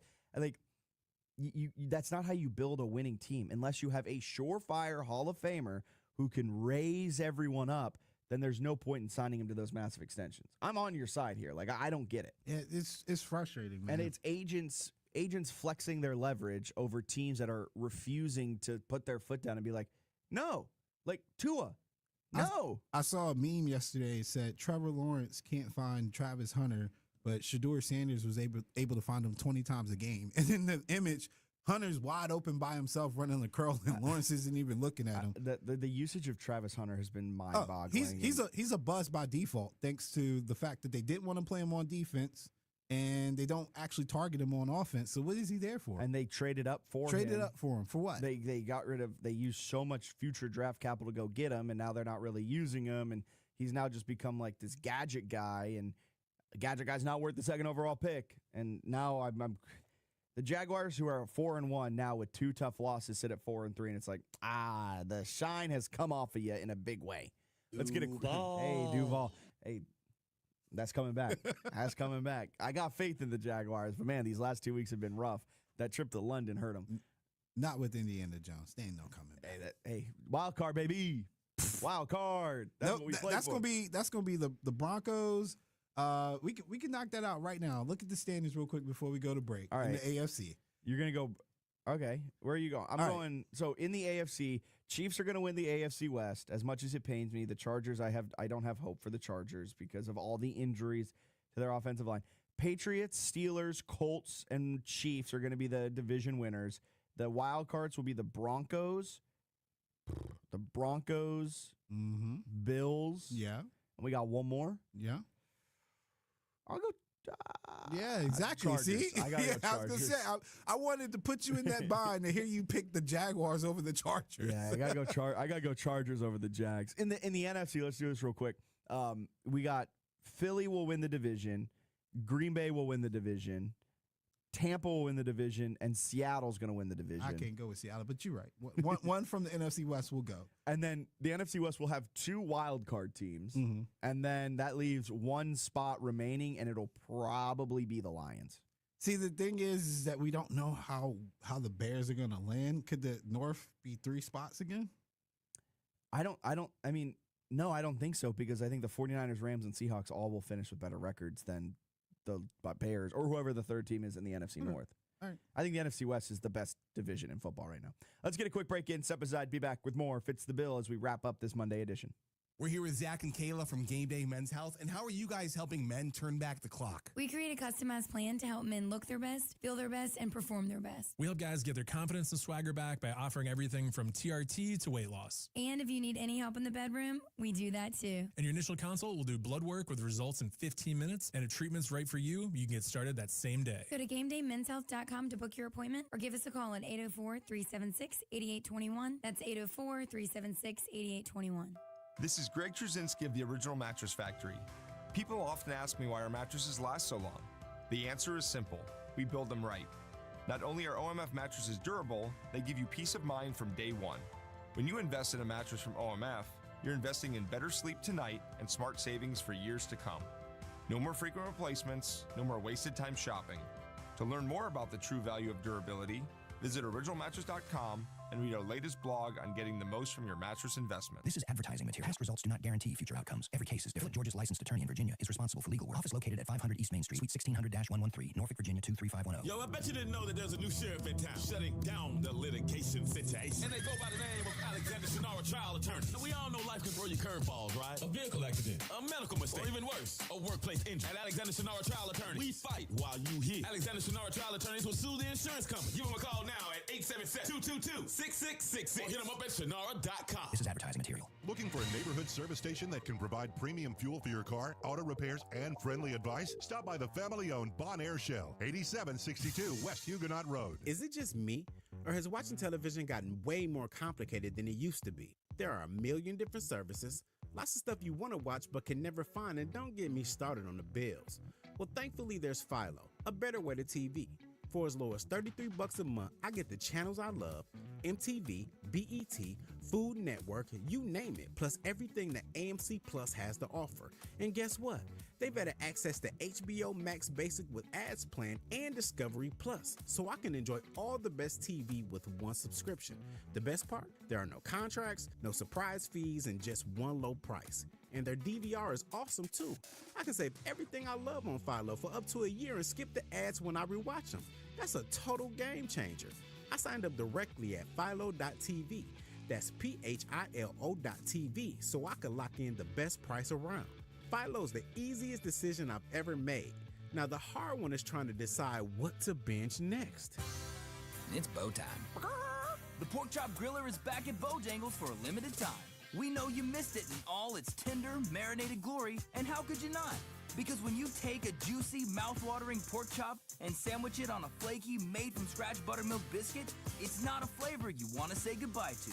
And don't worry, if it could talk, we're pretty sure it would say, I missed you too. Get to the nearest Bojangles and order yours today. It's bow time. At the Original Mattress Factory, we make mattress shopping easy. We offer our lowest and best price to everyone, every day, so you can shop when you're ready. We show you exactly what's inside of our mattresses so you can see and feel the quality for yourself to ensure you're getting the best value. And we offer a no-pressure shopping experience. Our team is here to help you find the best mattress for you. It's that easy. Visit an OMF location today to see the Original Mattress Factory difference for yourself. 1061 ESPN, home of Border to Border with Matt Josephs. Dive into Virginia's hottest sports topics daily. Agree or argue. Matt's got the takes you can't ignore.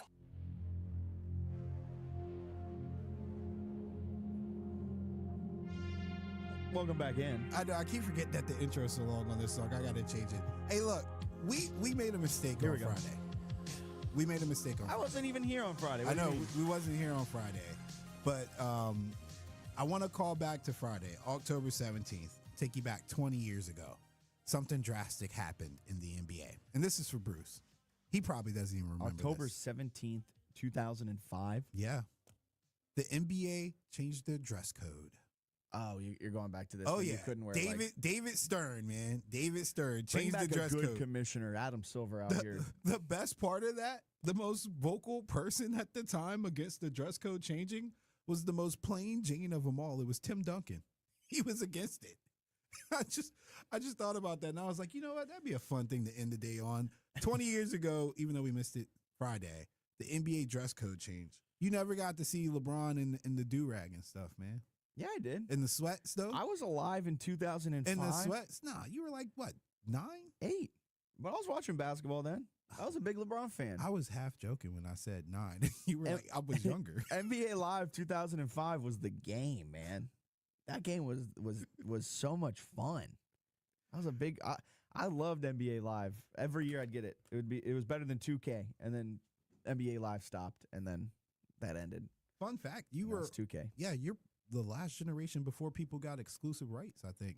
So like, yeah, you got to see the 2Ks and the Maddens together. Yep, I was a Madden guy even when we had 2K, but then and now I have to be a Madden guy. Yeah, now you can't. Now there's no. I haven't bought. I used to buy every single Madden every single year. I haven't bought a Madden in 5 years now. Means you got a life. Welcome to adulthood. That's not fun. I want to go back to buying every Madden. Hey, look, spending Madden, hours on my dynasty. Madden and coaches. Remember we talked about that. They need to play it so they can learn game management. I have a theory that with the proliferation of Madden through children, that it has made for a smarter watching public, therefore has made for more analytics and the growth of all of that, because we grew up going for it on fourth down and we realized, oh, this works. And we can all trace that back to Madden. That's my take. All right, that's going to do it for this Monday edition. Coming up next, Clinton and Friends into the Rich Eisen Show. Then we're back live and local starting at 3 p.m. with Border to Border with Matt Josephs. Have a great rest of your Monday. We'll talk to you tomorrow. From the ESPN studio, presented by Ortho Virginia. Find one of Ortho Virginia's orthopedic locations at orthovirginia.com. W291CL Lakeside, Richmond. WURV HD2 Richmond. We are 106.1 ESPN.